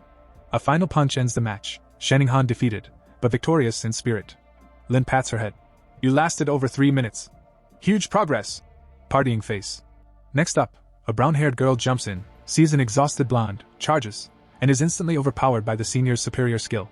Chu Rui, fueled by determination, steps in next. She lands a single devastating punch, and the crowd goes wild. Shanning Han cheers. That's my girl. Lin casually explains. Chu Rui's victory? Easy. She just benefited from Han draining the stamina first. 2 hours in, the elite class evens the score. Teacher Yao smirks at second-year teacher Brother Fun. 4 fighters left. Real showdown begins now. Q Haiyu, cracking his knuckles like a cinematic anime protagonist. Dramatic stance, fists thirsty for battle, and then proceeds to obliterate his opponent with a swift kick. Purple-haired senior? Too slow. Haiyu dodges, counters, and knocks him out. Crowd goes wild, Chu Rui and Shanning Han cheering louder than ever. Haiyu keeps streaking, defeating 5 in a row before fatigue finally hits, defeated by the 6th. Face with steam from nose. Next, Wang Shuyer, the Nanwan duo's hope. He goes all out, demolishing 10 opponents in a flurry. Exhaustion eventually catches him on the 11th. Then Lu Gang, cool and confident, dispatches 2 more opponents in record time. Only one left, Wang Jinhee, a mountain of a student, fat and towering. Lu Gang laughs. I got this. Punches, nothing. Solid rubber belly vibes. Rapid attacks? Absorbed. Lu Gang is gasping, beaten by sheer size and resilience. Wang Jinhee casually lifts him, hurls him out of the ring. Elite class now down to 1 fighter, Lin Zikin. Teacher Yao exhales, unsure, but encourages Lin. Do your best. Experience matters. Lin just smiles. Don't worry, I've got this. Smirking face. The stage is set. The final battle of the day. Gym practically shaking. Stakes sky high. And Lin Zikin? Calm, collected, ready to sweep everyone and continue his achievement grind. Lin Zikin steps into the ring like a calm storm, and Wang Jinhee towers over him, or at least he thinks he does. The massive guy eyeballs Lin and scoffs. This weak-looking kid? My class's final ace? From the sidelines, Sheninghan, Churui, and the girls aren't having it. They start chanting, heckling him with arrogant fatty, and teach the dead pig a lesson. Pig-face collision. Annoyed by the taunts, Wang Jinhee decides to be generous. Like, ridiculously generous. He offers Lin a handicap.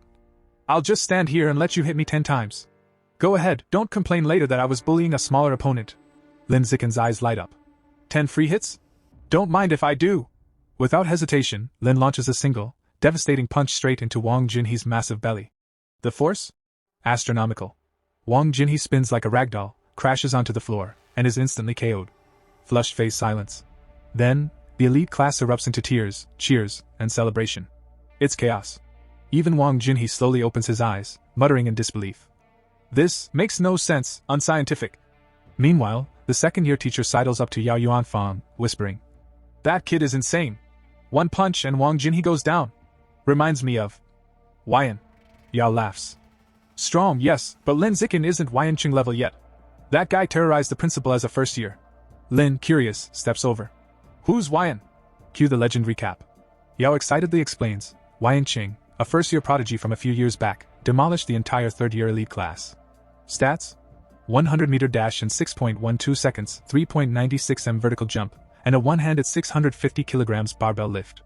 Lin nods, smiles nervously, but internally thinks, Yeah, I had that strength back in 6th grade summer break. No biggie. Smirking face. That night? Victory celebration. Clinking beer mugs, teacher Yao raises a soda. Lin Zikin secured our win. Guess who's footing the bill for everyone? Yep, the second-year teacher. The class erupts into cheers. Lin's now surrounded by classmates like Haiyu and Churui, all clamoring for his training secrets and WeChat info. Lin just blinks. Too much attention too fast. Meanwhile, Sheninghan quietly loads food onto his plate. Old habits die hard. Then, suddenly, she panics mid-celebration. Bathroom, need to go! And rushes off. Lin just smiles internally, thinking, Some things never change. Cut to the restroom gossip session. 2 girls spill tea. She fawns over him like a maid. Drinks shrimp, so lame. The other adds, How did she even get into the elite class? Clearly riding his coattails. Overhearing this, Sheninghan's heart sinks, but she doesn't sulk. Oh no. She storms up, hands on hips, and declares, I am not a sycophant. I am his childhood friend. Deal with it. Flex biceps. Later, walking home, Lin notices she's still upset. She confides softly. Mom said I'd grow out of it, but I still have to wear diapers to bed. I feel disabled. Lin kneels slightly, placing his hands on her shoulders. You're not disabled. This? It's a superpower. You just haven't unlocked it yet. Sheninghan's eyes widen. A superpower? Really? Lin nods. Your talent in water? That's your power manifesting. And me? Yeah, same deal. We're both special. She gasps. What kind of power do I have? Lin smirks. One very strong one. You'll see. But reality bites. Outside, chaos unfolds. A special team in hazmat-like gear coordinates near a building. An officer with a megaphone yells for the public to stay back. Rats are being exterminated. Inside, a man in an apron is wildly swinging a broom at a horde of huge rats, screaming at the officers. Stop! Don't kill my brothers! He charges them, full-on fury mode. Sheninghan whispers, horrified. Has he lost it? Lin shrugs, grim. Maybe, but some people are just like that. Pathetic yet tragic. They agree it's time to head home, because sometimes, reality is just too wild to watch. Later that night, Lin Zikin is chilling at home with his parents, only to have the evening vibes completely ruined by the news. The anchor reports that a young female teacher went missing last week, and she's still MIA. Cue mom, Jiang Wangxin, freaking out. That's the 4th one this month. Dad, ever the pedant, corrects her. 5th. Definitely 5th. The broadcast flashes photos of young, attractive women and warns everyone not to wander alone at night. Mom looks at Lin Zikin dead serious. You better not let Shanning Han go anywhere by herself. Lin just smirks and promises to keep her safe. Meanwhile, over at the Shanghai Public Security Office, the dude from the market, remember the one freaking out over rats, has been arrested. The cops are chatting with the doctor, wondering if he's mentally ill. The doctor shrugs. Not sure, he won't talk. Which is weird because earlier at the market he was screaming like he was auditioning for a horror movie. Suddenly, both the officer and the doctor do a double take. The man starts mutating. His body twists, grows, and warps, and boom! In front of their eyes, he becomes a giant, terrifying, aberrant rat. Cue the horror music.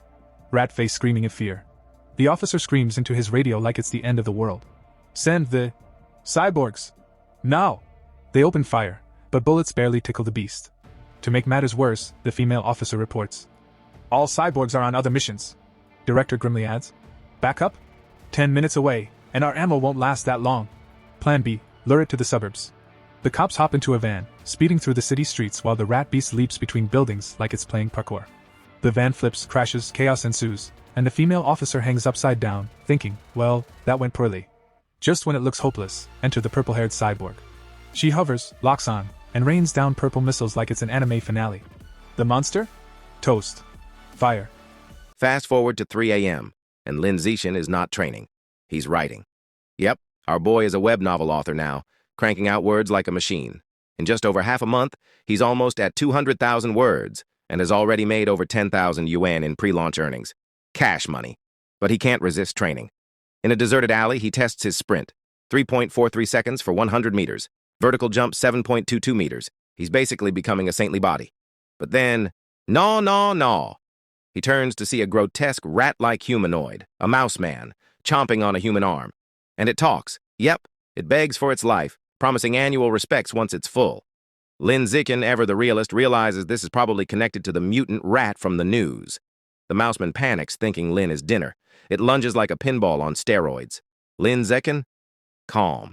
He meets it head-on with a devastating kick. The mouseman flies across the alley, clutching its chest, stunned at how a weak-looking student could pack such a punch. Before it can recover, Lin grabs rocks like he's in an action movie and unleashes a frenzy of precise throws. The mouseman doesn't stand a chance. Moments later, the alley is quiet. The creature, obliterated into a steaming pile of bones. Lin touches the remains, and blue energy surges into him. System notification, plus 7% progress toward his codec achievement. Not bad, but he's still a bit salty. It wasn't 5% like last time. Moments later, the purple-haired cyborg arrives, hovering over the bone pile, muttering, "Who the heck killed this thing?" Meanwhile, in a shadowy building, things get seriously creepy. A hooded cultist drags an unconscious woman to a glowing red summoning circle. He's about to offer her to the Lord Rat God, who is apparently very hungry and not impressed with tiny human portions. The cultist tries to explain, but the rat god isn't having it.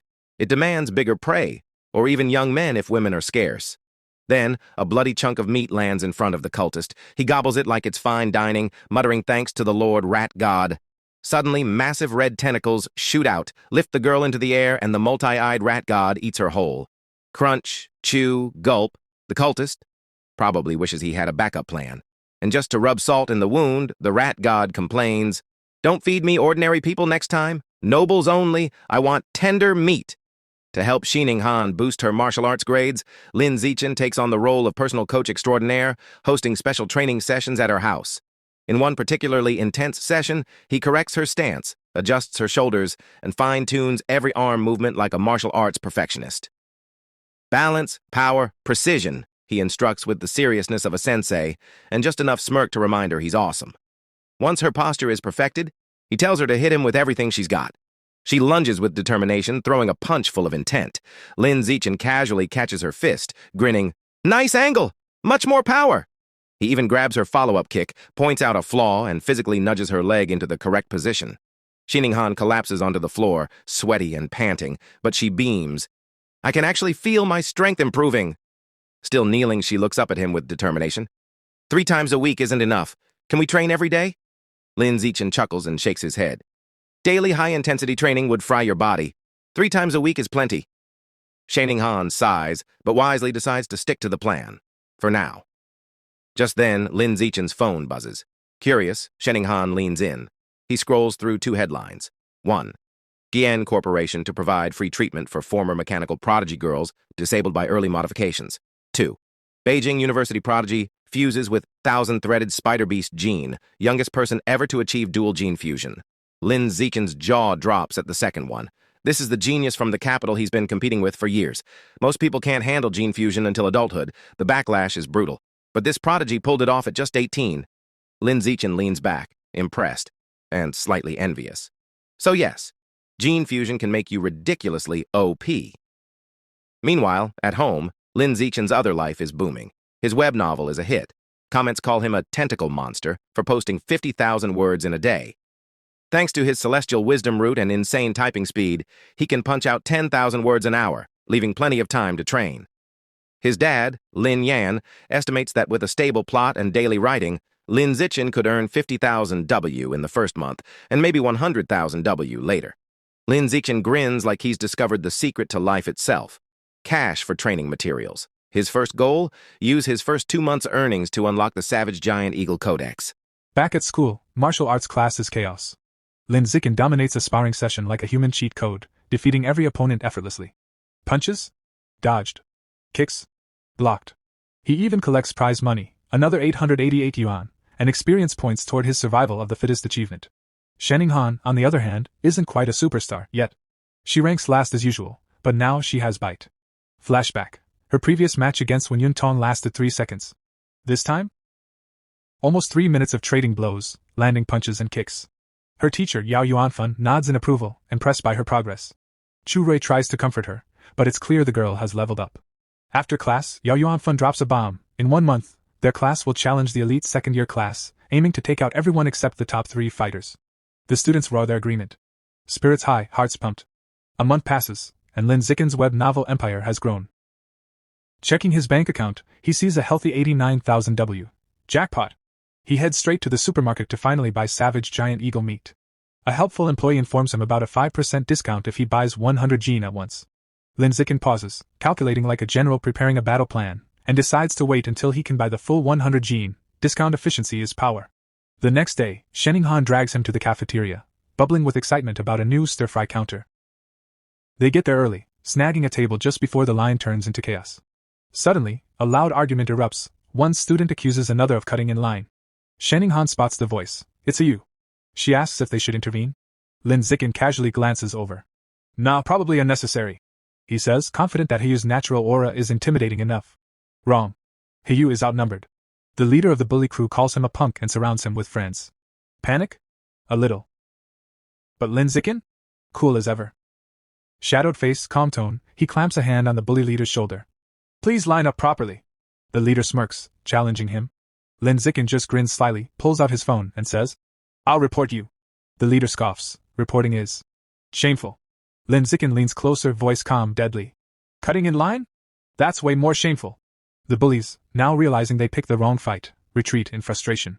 Cafeteria peace restored. Lin Zichen sits back, takes a bite of stir-fry, and thinks, yep. This is why people like me. The scene shifts to a lavish villa in one of Shanghai's wealthiest districts, where the rat god cult is holding a secret meeting. Shadows dance across the room as the cult leader, a mysterious man in a black hooded robe, sits on a throne-like chair, addressing his followers like a dark CEO of evil. Sha Chang is dead, he announces, voice dripping with foreboding. He went crazy at the market and provoked the security squad. One cultist mutters, good riddance, and a few others nod in agreement. The leader's eyes then glitter as he introduces a newcomer, a young man stepping into Sha Chang's shoes. He relays a chilling new command from their Lord Rat God. From now on, the cult must only capture and sacrifice nobles. Ordinary people? Too bitter. Only the creme de la creme will do. A couple of cultists raise concerns. Capturing nobles is too risky. One missing rich kid, and the authorities will come down on us. The leader, unfazed, suggests starting with the sons of wealthy but powerless merchants, high value, low risk. Then, turning to the newcomer, he says, You're new. Don't go after nobles yet. Just capture a handsome young man as a practice sacrifice for one of our subordinates. The newcomer's hood hides his face, but his grin is unmistakable. I won't just capture any handsome man. I'll offer the most handsome man in the entire city to the divine child. He declares, exuding eerie confidence. Meanwhile, back at school, Haiyu is still stewing over the cafeteria incident. He informs Lin Zicken that the students who cut in line are from Class 3 of the second-year honors class, the same class they're scheduled to challenge. Lin Zicken, leaning casually against the lockers, quips, "Good grades don't guarantee good manners." His expression darkens as a news alert pops up. Another wealthy heir has gone missing, the 5th in a row. No ransom demands. The pieces click into place. The rat god cult is active. Lin Zicken grimly notes. They're targeting nobles now. The day of the class showdown arrives. The students gather in a massive gym with 2 fighting rings, tension crackling like static electricity. The cafeteria bullies glare at Hayu, and he gives them a defiant gesture back. The rings roar to life as the sparring matches begin. Shenning Han steps up first. Her opponent, a senior from the honors class, launches a fierce kick. Shenning Han blocks it and promptly gets crushed by the sheer force. Down she goes. The seniors continue to steamroll the first years. Chu Rui and others are swiftly defeated without landing a single hit. Victory for the first years finally comes when a muscular, short-haired girl lands a powerful kick on a senior, but it's short-lived. A red-haired senior storms the ring, a whirlwind of destruction, knocking out 9 first years in under 10 minutes, including 3 boys. The first-year survivors are now down to 4. Lin Zicken, Wang Shuo, Lu Gang, and Hayu. The second-year class has only lost 5 students, all girls. Their teacher Yao Yuanfang clenches his fists, realizing the gap in strength is frightening. Hayu, your turn. Yao Yuanfang instructs. He's tasked with taking on the remaining 6 female seniors. Motivated, and admittedly distracted by the thought of fighting attractive seniors, Hayu confidently agrees. True to his word, he defeats all 6 girls with surprising ease. Then it's the boys' turn. A senior from the honors class storms into the ring, stomping menacingly. Ready to die? He growls. Hayu smirks. This is the bully from the cafeteria. Revenge time. Wrong move. The bully is fast, blistering speed, and lands a punishing punch to Hayu's stomach. Down he goes, knees hitting the mat. He tries to retaliate, but a swift kick sends him flying out of the ring. Humiliated and sore, he curses himself for underestimating the opponent. Now it's Lin Zicken's moment. The bully, smirking, challenges him. "Wanna try your luck?" Lin Zicken's eyes glint. Gracefully stepping into the ring, he thinks, finally, someone worth my attention. The crowd erupts. Cheering classmates chant, "Brother Chin, crush him! Avenge Hayu!" The match begins. The bully launches a high kick. Lin Zicken doesn't flinch.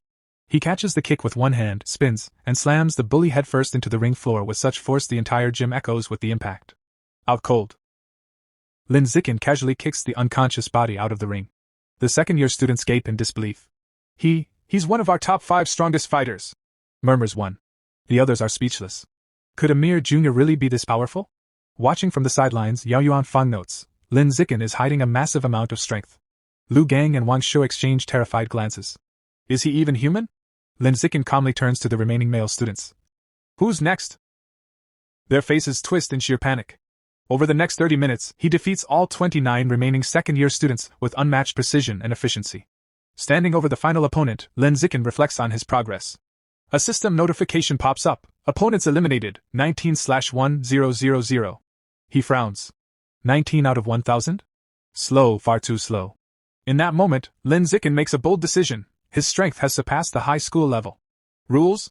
Who needs them? From now on, he makes the rules. It was Monday morning at Shanghai High, and the principal's office was rocked by a gasp so loud it could have shattered glass.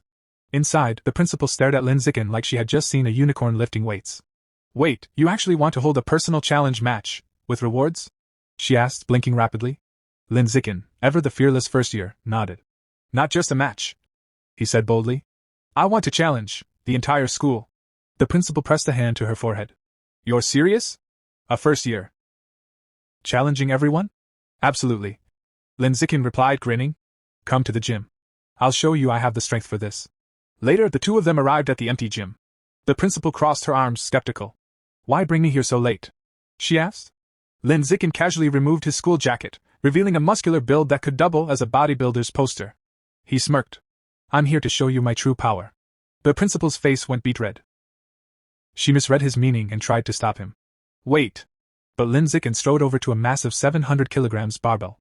With one hand, he lifted it effortlessly, holding it aloft like it was a feather. The principal froze. Her jaw practically hit the floor. This isn't just showing power. This is absurd. Unreal. Unthinkable. It finally clicked. Lin Zicken's strength already surpasses Yuanqing, the school's legendary prodigy from years past. Completely convinced, she gave a small, incredulous thumbs up. "Fine," she muttered. "We'll arrange a challenge for the entire school." Lin Zicken grinned cheekily. Perfect. But let's make sure there are rewards. Otherwise, nobody will bother challenging me. He outlined his plan: 2 types of prizes. A small participation prize to entice everyone, and a massive cumulative prize pool that grows with each challenger. Anyone who defeats him wins the entire pool. But if no one succeeds in the time limit, all the money is his. Lin Zikin added one final request: keep my true strength secret for now, otherwise the students would be too terrified to even show up. She playfully patted his shoulder and nodded. Later, she showed him the finalized plan. Perfect, he said, bowing slightly. Just then, teachers Yao Yuanfang and Lu Duran walked by. They stopped in their tracks, stunned. The principal, usually a fearsome, scolding she-devil, was smiling at Lin Zikin like he'd just given her free ice cream. Yao Yuanfeng's mind scrambled. What is going on? By 2 p.m., the gym was packed.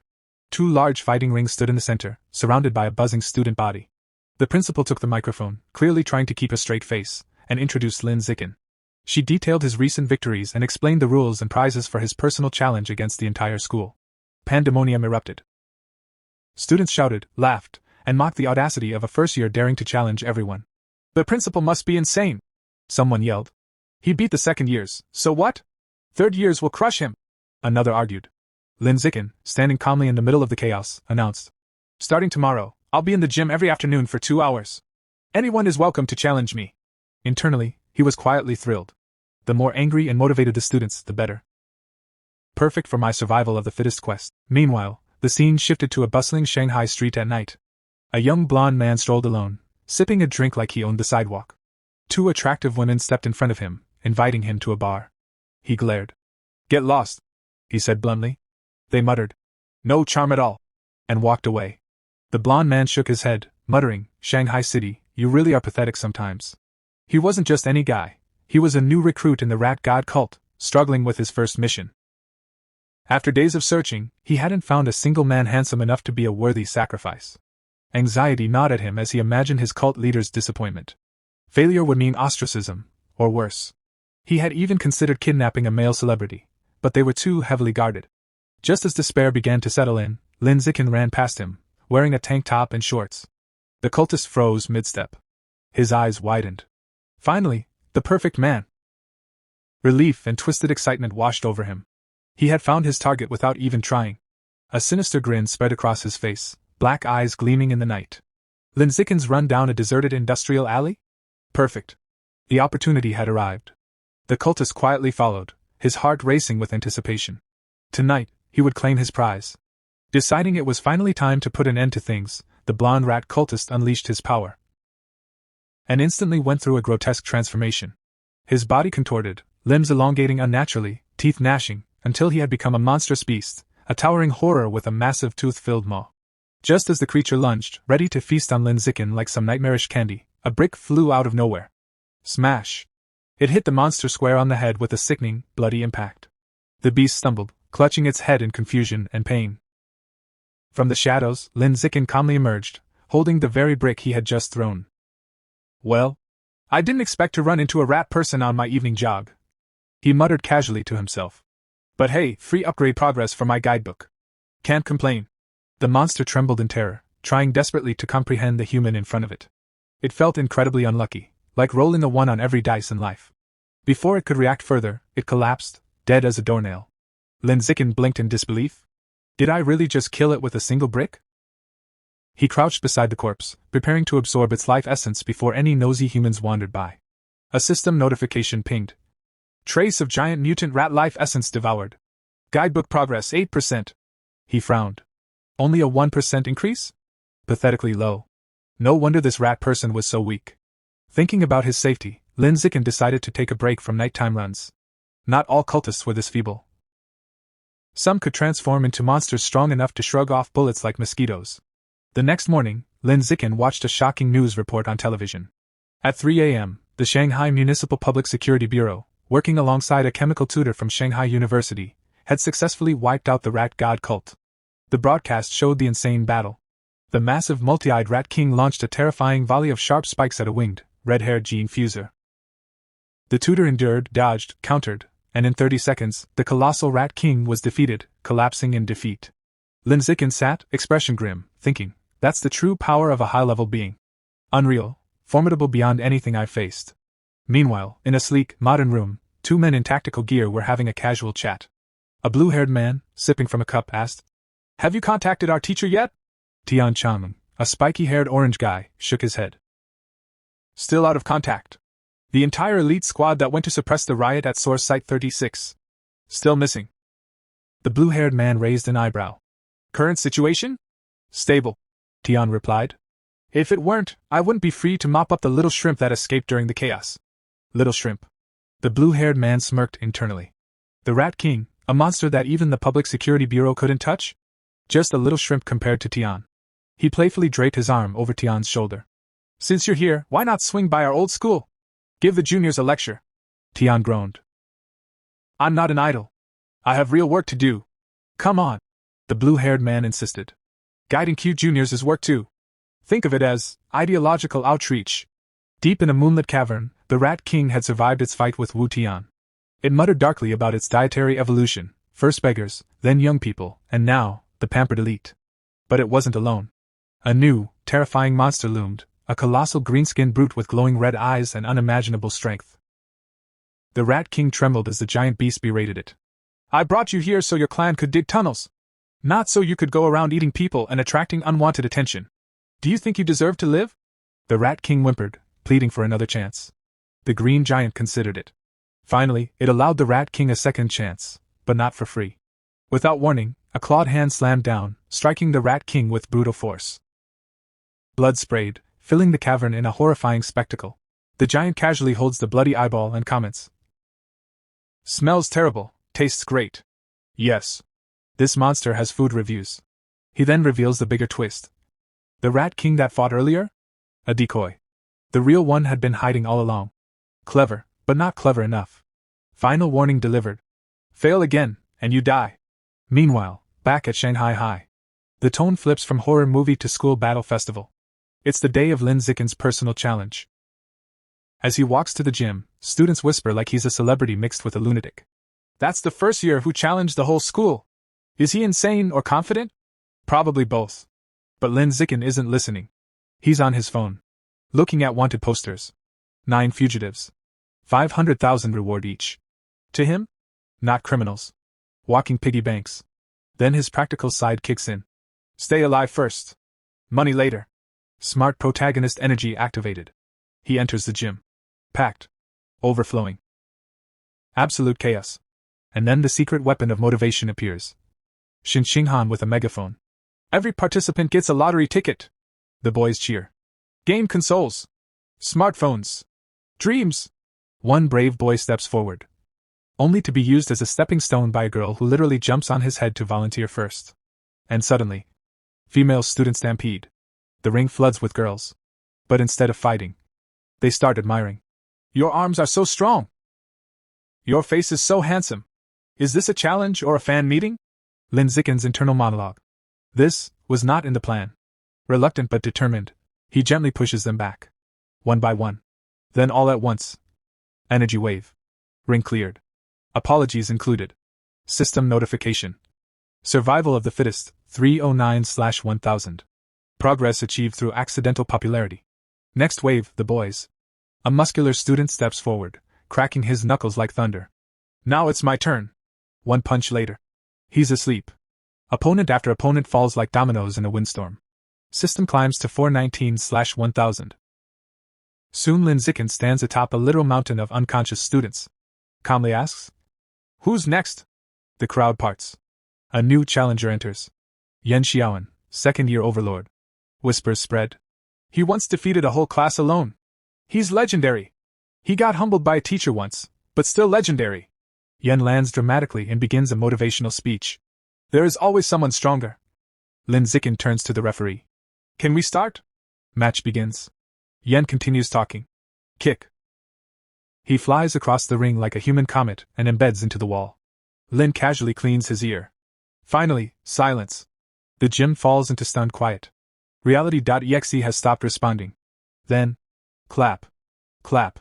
Clap. Slow. Deliberate. Heavy footsteps approach. A muscular student with spiky red hair walks through the crowd. No shouting. No bragging. Just presence. And everyone instantly knows. The real fight is about to begin. The crowd freezes for half a second, and then erupts. They've recognized him. Chen Wuking, the undisputed #1 student in the entire school. Cheers explode across the gym like fireworks. Everyone instantly assumes. Alright. Now the real show begins. Across the ring, Lin Zikin watches him approach and casually thinks. Ah, classic. Beat the younger ones, and the elder boss shows up. Chen Wuking lands inside the ring with a confident smirk, arms crossed. I never expected Yan Xiaoquan to lose to a junior. He prepares to launch into what is clearly going to be a long motivational speech. But Lin Zikin turns to the referee and calmly asks, Can we start? Chen hasn't even finished inhaling. The teacher, slightly panicked, starts the match anyway. Instant disrespect. Maximum efficiency. Enraged, Chen Wuking charges forward, blue aura blazing around him like a superpowered comet. It seems I'll have to beat you before you listen. Lin Zikin steps forward. His own fist glowing with a golden aura. Boom! Their punches collide. A shockwave blasts across the arena. Dust rises. Hair flutters. Several students almost reconsider their life choices. Chen tries to speak, almost apologetic.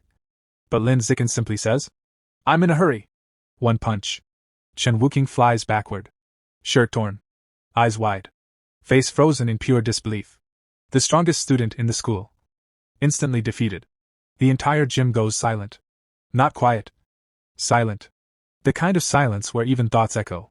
With every top fighter down, Lin Zikin turns to the stunned crowd. Points at a random student. You. Get in the ring. The boy looks behind him. Me? Yes.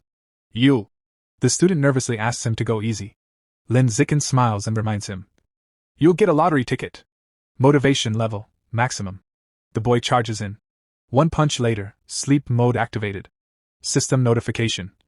Survival of the fittest +1. And just like that, the entire student body realizes something important. There is no shame in losing, if prizes are involved. A tidal wave of enthusiasm sweeps the gym. Students rush the ring for smartphones, consoles, and pure gambling hope. What follows is less a tournament, and more a systematic harvest of victories. Left. Right. Down. Next. Each opponent falls in seconds. Each defeat ticks the counter higher. Until finally. System notification. Achievement complete. Survival of the fittest acquired. 1,000 opponents. Quest complete. Lin Zikin clenches his fist. Victory. Satisfaction. Mild exhaustion. The grind, finally paid off. Reward description. Biological attribute. Survival of the fittest. Increases damage against living beings. He strokes his chin. Practical, but why won't it tell me the exact percentage? Classic system vagueness. Challenge over. He jumps down from the ring. The girls complain it ended too fast. The boys are still recovering their consciousness. Without wasting time, he grabs Shinqing Han's hand and exits the gym like a victorious protagonist leaving a battlefield. Later, the principal's office echoes with laughter. She congratulates him on officially becoming the school's #1 fighter. Leaning closer, she teases. You defeated Chen Wuking instantly. You're definitely hiding your real strength. Lin Zikin sips his drink calmly. Only a little. She doesn't believe him for a second. She brings up Chen's Kyoto University entrance exam. 690 kilograms one-handed barbell lift. Her estimate? You must be at least 800 kilograms. Internally, Lin nearly coughs. If only you knew. Out loud he says. 795 kilograms. The principal beams triumphantly, convinced she cracked the code. Then Lin raises his hand with pure sincerity. So, when do I receive the 8,810 yuan prize money? The principal bursts out laughing.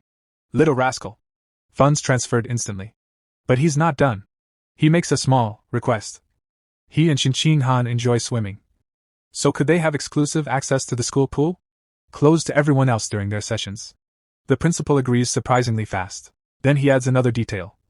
He'll be covering the security cameras because he doesn't like being watched in swim trunks. Shinqing Han instantly turns red. The principal's imagination goes absolutely wild. She slides a key across the desk with a knowing smile. The pool is yours. Then she leans in and whispers. Just don't create a new life in there. Lin Zikin blinks. What does that even mean? As they walk down the school hallway, Lin Zikin glances at the key in his hand, the key to the private swimming pool. A thought crosses his mind. With exclusive access, I can finally understand the true nature of Shinqing Han's abilities. Before he can go deeper into his thoughts, Shinqing Han suddenly stops him. She hesitates for a moment, clearly nervous. I have a favor to ask. She explains that she signed up for a singing competition. While she has practiced her solo parts, she still needs someone to help her rehearse the duet section. Looking slightly embarrassed, she softly asks if he can practice with her that evening. Lin Zikin agrees without hesitation. Her face instantly lights up. She pumps her fist in excitement, and happily skips away down the hallway. Lin Zikin watches her leave, a faint smile forming. He knows how much this competition means to her, and silently hopes it helps her gain confidence. Later that night, inside Shinqing Han's apartment, the two sit in her room practicing. She sings into a microphone with focus and emotion, while Lin Zikin listens, playing the duet parts from his phone and occasionally guiding her timing. Meanwhile, in the living room, her parents are listening. Her father frowns slightly. Is it really appropriate for them to be alone in a room together at this age? Her mother immediately shuts him down. They're childhood friends. What exactly are you worried about? She shoots him a sharp look. Don't meddle. The man instantly retreats into silence. Back in the room, Lin Zikin overhears enough to get the message. He stands up calmly. We've been practicing for half an hour. Time to focus on studying. As he prepares to leave, he reminds her. Don't forget, tomorrow we're going to the pool. Bring your swimsuit. She nods happily. They say their goodbyes and he heads home. Alone in her room, Shinqing Han's thoughts begin to spiral. Tomorrow, the pool, just the two of us. Her face turns bright red. She nervously opens her closet and pulls out two swimsuits, laying them on her bed. A modest blue one-piece. And a bold black bikini. She picks up the bikini, her blush deepening. Isn't this too revealing? Her imagination runs wild. A playful scene of splashing water, laughter, being close to him. She freezes. Then shakes her head. It's just him. It should be fine. With sudden determination, she stuffs the bikini into her school bag. The next day after school, the gym's swimming pool is completely empty. Lin Zikin is already there, standing by the pool in his swim trunks. His toned physique is impossible to ignore. He glances at the security camera above, remembering his promise. I'll deal with that later. Just then. Lin Zikin! He turns. Shinqing Han stands at the entrance, wearing the black bikini. She walks toward him with a soft smile and a shy blush, apologizing for making him wait. On the outside, Lin Zikin remains perfectly calm. Slow down. Be careful. On the inside, she looks way too cute. He quickly regains composure. Let's begin. The two step into the water. They swim side by side, moving smoothly through the pool. Underwater, Lin Zikin takes her hand, guiding her movements. Then suddenly, her eyes widen. Something feels wrong. She quickly signals him, pointing upward in urgency. Understanding immediately, Lin Zikin grabs her and propels them both to the surface. They break through with a splash. He steadies her, concern in his voice. What happened? Her face is filled with shock, but also excitement. The water, it's passing through my body. To prove it, she lowers her hands beneath the surface. Right before his eyes, the water flows straight through her palms, as if her hands aren't even solid. Lin Zikin's expression sharpens. This isn't normal. This is her ability. He reaches out and gently takes her hand, examining it carefully. Aside from the strange phenomenon, nothing seems physically different. He thinks for a moment, then says seriously, We need to check further. Let's get out of the pool. Shinqing Han freezes, then slowly nods, her face turning red once again. Shortly after, Shinqing Han is lying on a poolside lounger, completely soaked from Lin Zikin's tests. As he pours water over her again, she pouts slightly and asks how much longer this examination is going to take. After checking multiple times, Lin Zikin finally straightens up and concludes there are no other abnormalities. Helping her sit up, he calmly explains that for now, it seems only her hands have this strange ability. She nods, processing it. Sitting at the edge of the pool, Shinqing Han hesitates before asking something personal. Could her lifelong bedwetting problem be related to this power? Maybe another part of her body also lets water pass through. Lin Zikin pauses, then admits it's possible. He tells her that next time she feels the urge, she should pay attention and inform him. Then, realizing how that sounded, he awkwardly adds that she should check if any other part of her body feels like her palms. Immediately, he regrets it. That sounded way too suspicious. But Shinqing Han doesn't take it that way at all. Instead, her face lights up with excitement.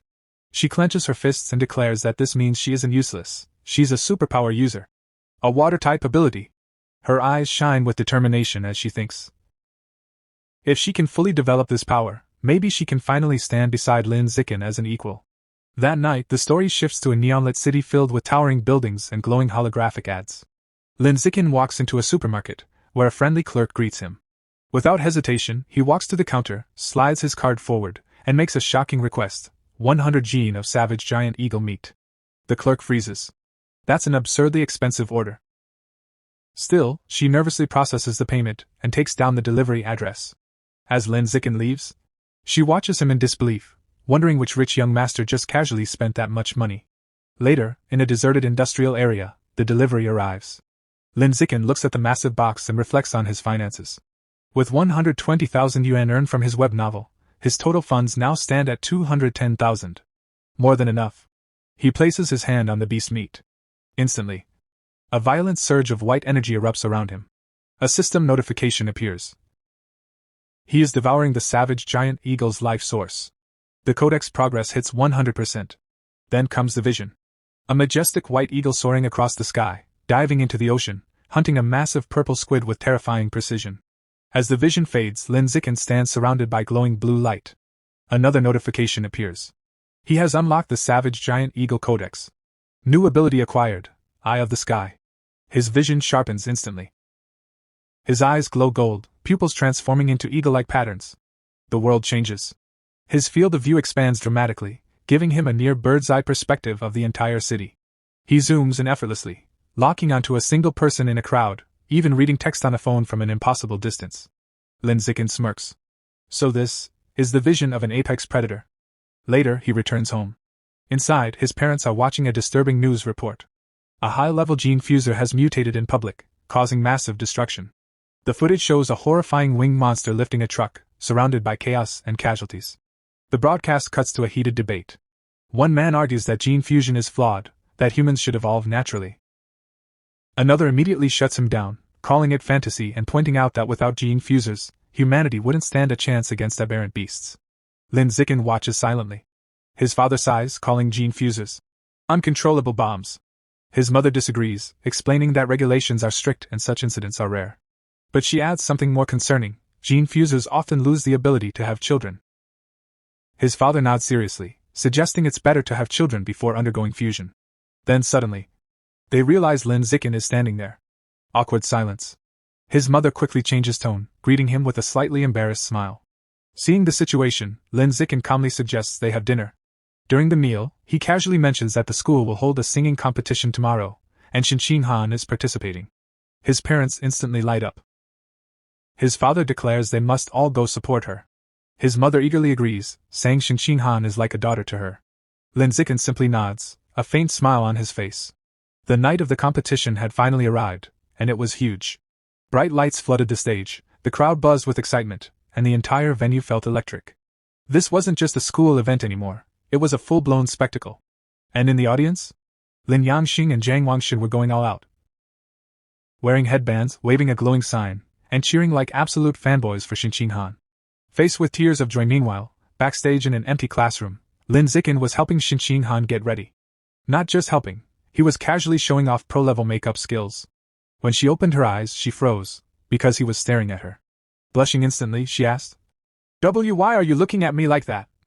Lin Zikin just smiled and said, "You look beautiful." Boom. Direct hit. Shinqing Han turned completely red. But of course, right when things got soft and romantic, Chu Rui popped in like, "Oh? Are you two done flirting yet?" Smirking face, Shinqing Han panicked and started explaining it wasn't like that, but Chu Rui wasn't buying it. She teased them for acting like an old married couple, then casually reminded them they were up after the next two performers before leaving. Now the mood shifted. Lin Zikin said he'd walk her over, but she didn't move. She sat there trembling. Then suddenly she grabbed his jacket, face red, voice shaking, and blurted out, I lost control again."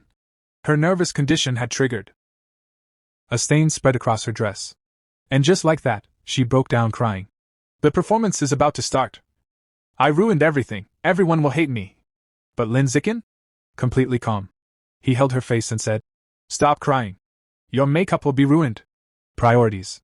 Skull. Then his eyes landed on the curtain, and boom, idea. He grabbed scissors, ripped it down, spread it out, and started cutting fast and precisely. Shinqing Han watched in shock as he transformed a random curtain into a beautiful multi-layered white dress. Yeah, this man is built different.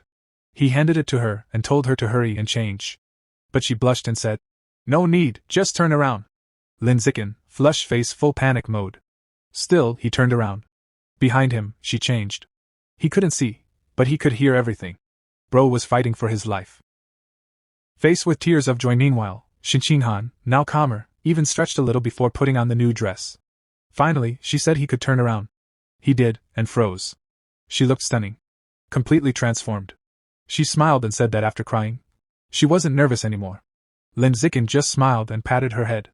Moments later, they stepped onto the stage, and absolutely crushed it. Energy, confidence, perfection. The crowd went wild. Then came the result. The winners are Lin Zikin and Han. The audience erupted. They hugged in pure joy. And in the crowd, Lin Zikin's father watched with a proud smile. The next day, though, reality hit. Faced with tears of joy, a teacher walked in, saw the missing curtain, and lost it. Who cut the curtain? Yeah. They were caught instantly. Punishment, cleaning the entire classroom. While mopping, Lin Zikin thought it was fair, but then ding. System notification. Achievement unlocked, cooperated 1,000 times. Reward, gregarious animal attribute, meaning the more allies around him, the stronger he gets. Even punishment turned into profit. Smiling face with sunglasses. Meanwhile, Han's life completely changed. After her win, she became popular. Other girls praised her, invited her out, and for the first time, she confidently said yes. Even her martial arts skills improved steadily. And Lin Zikin? He leveled up hard, winning a major martial arts tournament, the first for his school in 5 years. Trophies filled his room, his fame skyrocketed, and he even landed an endorsement deal as the face of the Hay family martial arts gym. Money started pouring in. Between that and his web novel income, he had over 900,000 yuan. Which meant one thing: time to unlock the next codex. He went to a secluded area and picked up a package. Inside? The remains of a hidden dragon, a stealth-type creature. He placed his hand on it, and a powerful blue aura erupted around him. System voice, devouring life source. Codex progress 100%. New ability unlocked, natural camouflage. This skill was insane. He could lower his presence, hide his true strength, or move like a ghost for ambushes. Perfect for deception. Perfect for domination. And after all that? Lin Zikin casually walked through the city. Because even after a massive power-up, he still had something important to do: buy a cake for his mom. Birthday cake. His thoughts were suddenly cut off by a loud shout. Lin Zikin turned, and froze. Not far away, a stunning red-haired woman was being forcefully escorted by 2 guards in full tactical gear. The tension in the air was immediate. Then, unexpectedly, a young man involved in the arrest called out his name in surprise. Lin Zikin looked closer, and recognized him. It was Zhang Kai, a senior from his school. But what really caught his attention were Zhang Kai's legs. Sleek, powerful, completely cybernetic. Zhang Kai explained it casually, like it was nothing. After failing to get into high school, he had become a biker. One accident later, his legs were so badly damaged they had to be amputated. But fate flipped the script. He was selected for a mechanical modification experiment by the Mechanical God Group, and instead of remaining disabled, he became a cyborg. Lin Zikin was intrigued, but his gaze shifted back to the woman. Who is she? He asked. One of the guards answered coldly. She was a remnant of the Rat God cult, the only female among 9 fugitives. Before Lin Zikin could ask more, Zhang Kai was called away. He waved with a grin, saying they'd talk later, and hurried off. Lin Zikin waved back, but his expression slowly turned serious. Something didn't add up. The public security department had searched everywhere and found nothing. Yet the Mechanical God Group captured one so easily? Yeah, that group was dangerous. Not to be underestimated. His thoughts were interrupted again, this time by his phone. His mother, Jiang Wangxin. She asked if he bought the cake and when he'd be home. He replied he was already on his way. She reminded him to be careful. That night, the atmosphere completely changed. It was a celebration. Since his and Han's birthdays were only a day apart, both families always celebrated together. Laughter filled the room as everyone sang happy birthday. Turning 18, the two stood side by side and blew out the candles together. Their mother smiled warmly and told them to exchange gifts. Everything felt perfect, until suddenly, the ground began to shake violently. The room trembled. People stumbled. Someone shouted, "Is it an earthquake?" Lin Zikin instantly grabbed Han to steady her, but something felt off. This wasn't normal. This wasn't just an earthquake. Something was wrong. Terribly wrong. Deep beneath the city, the truth was revealed. A massive underground cavern, filled with an endless swarm of rats. Countless glowing red eyes flickered in the darkness as the horde surged upward like a living nightmare. The next morning, the news brushed it off. A TV anchor calmly explained that Shanghai wasn't located on a tectonic plate boundary, so a major earthquake was unlikely. Citizens were told not to panic. At breakfast, Lin Zikin finished eating and said he was heading to school. His father reminded him to be careful. Outside, Shenning-han was already waiting. She smiled brightly and asked if they could walk together.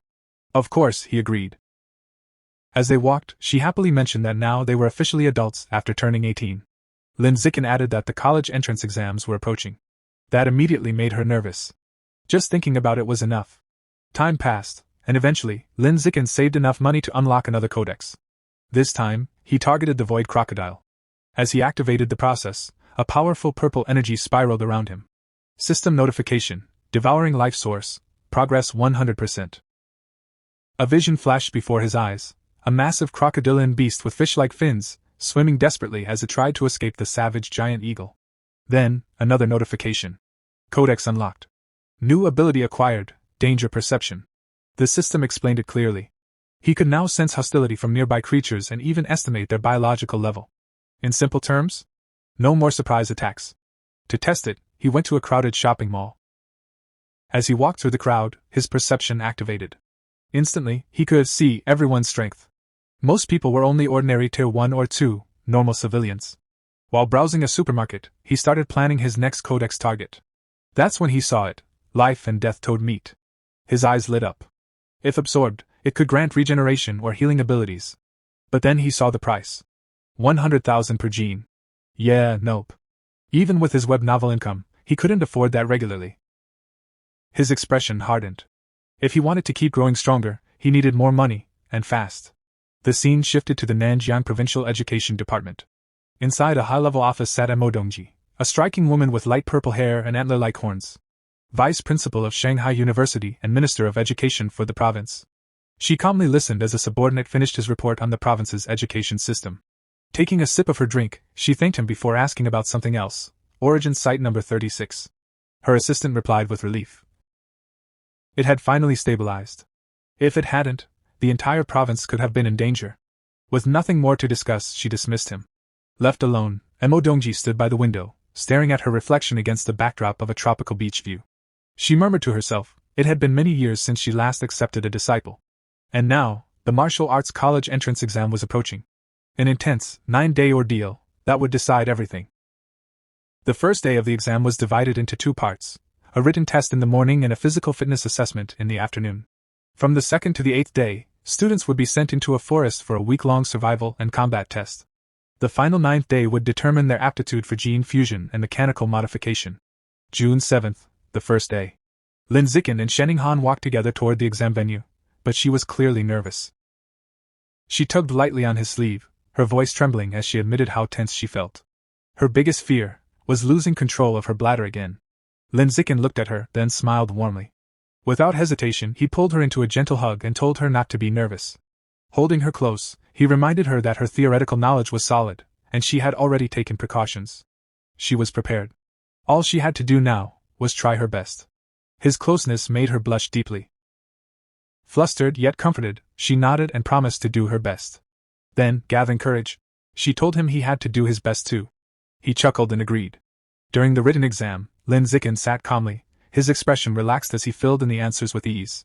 The questions posed no challenge to him. He finished long before time was up. With nothing else to do, he rested his head on his hand and began casually brainstorming new plot ideas for his web novel. After the exam ended, he stepped outside and immediately noticed Shenning-han walking with her head lowered, looking upset. His heart sank slightly. Did she not do well? He walked up to her, placing a reassuring hand on her shoulder. He told her gently that it didn't matter too much. They only needed to pass the written portion. But to his surprise, she quickly shook her head and said she actually did very well. She didn't need comforting. Confused, Lin Zikin asked why she looked so troubled then. Her face instantly turned red. Avoiding his gaze, she quietly admitted the truth. She had an accident again. She had wet herself. Embarrassed beyond words, she quickly told him to wait and rushed toward the restroom. Lin Zikin sighed softly and reminded her to hurry. The physical test was about to begin. Later, during the strength assessment, Lin Zikin completely shocked everyone. Standing before a massive barbell, he lifted it effortlessly, with one hand. 950 kilograms! The announcer declared. The crowd erupted. Students stared in disbelief. Combined with his earlier results, a 5. 12-second 100-meter sprint and a 4.91-meter vertical jump. His performance was simply monstrous. After finishing her own tests, a tired but determined Shening Han approached him in her gym clothes. He asked how she did. She smiled weakly but proudly. Her results were impressive: a 9.32-second 100-meter dash, a 1.62-meter vertical jump, and a 125-kilogram lift. Then she sighed softly, admitting that compared to him, it still felt lacking. Lin Zikin immediately praised her, telling her that those scores easily placed her among the top female students. He gently patted her head, and she looked up at him, her expression bright with happiness. A while later, their classmate Hiyu ran over excitedly, shouting that the written exam results were out. He mentioned that Wang Shuoji and Lu Gang had scored in the high 80s, while he himself got an 80. Curious, he asked about their scores. Shening Han nervously checked her phone, then suddenly lit up with joy. She had scored an 82. Hiyu froze in shock. Then both of them turned to Lin Zikin. Calm as ever, he raised his phone. A perfect score. Shening Han cheered happily for him, while Hiyu stood there dumbfounded, muttering that Lin Zikin was as freakishly talented as ever. Later, as they walked home, Shening Han admitted she was nervous about the next stage, the week-long forest survival test. Lin Zikin reached out and took her hand. He told her not to worry. He would stay by her side and protect her. Hearing that, she relaxed and nodded, deciding to stick close to him no matter what. Meanwhile, in a hidden private room, two mysterious figures discussed the exam. One of them, dressed in a formal suit and wearing a sinister plague doctor mask, handed a small wooden box to a younger man. The masked man instructed him to make good use of his position as a safety officer. The young man opened the box. Inside were 10 dark, seed-like objects. Demon seeds. The masked man explained they would help him complete his mission. If he succeeded, he would be recommended as an official member of their organization. However, the young man seemed more interested in a different reward, a rare fruit. The masked man scoffed, calling him short-sighted. A single fruit could only elevate him to a mid-tier level, but joining their organization would grant him the potential to become something far greater. After a moment of hesitation, the young man was convinced. He agreed. Becoming a full member was far more valuable. Soon after, a convoy of buses traveled deep into a dense, fog-covered forest. An announcement echoed through the vehicles. The students were about to arrive at the practical exam site. Inside one of the buses, Shening Han was asleep, her head resting gently on Lin Zikin's shoulder. He softly woke her, telling her they had arrived. An automated voice instructed students from Entrance 9 to disembark and head to the assembly area. At the staging ground, thousands of students gathered as officials explained the rules of the week-long test. Score tokens were scattered throughout the forest. Some were hidden in difficult locations, while others were carried by dangerous beasts. Safety officers would be stationed nearby, but asking for help meant immediate disqualification. The deeper into the forest, the greater the danger, and the higher the rewards. Final scores would be determined by collected tokens and performance evaluations from surveillance footage. Out of 100,000 students, only 50,000 tokens existed. At least half would fail. The exam encouraged both cooperation and competition. Students could team up, or steal from one another. They were given 1 hour to prepare. Immediately, chaos broke out as students rushed to form alliances. One particularly loud student began boasting about his father while trying to recruit teammates. His attempt didn't last long. A strict female instructor shut him down instantly, warning everyone against such blatant and disruptive recruiting. Nearby, Lin Zikin and Shening Han sat casually, snacking, when a group of female students approached and invited him to team up. He rejected them without hesitation. Moments later, a young man with brownish red hair walked over and politely asked if he could buy some of their food. Instead of selling it, Lin Zikin casually tossed him a pack of toast as a gift.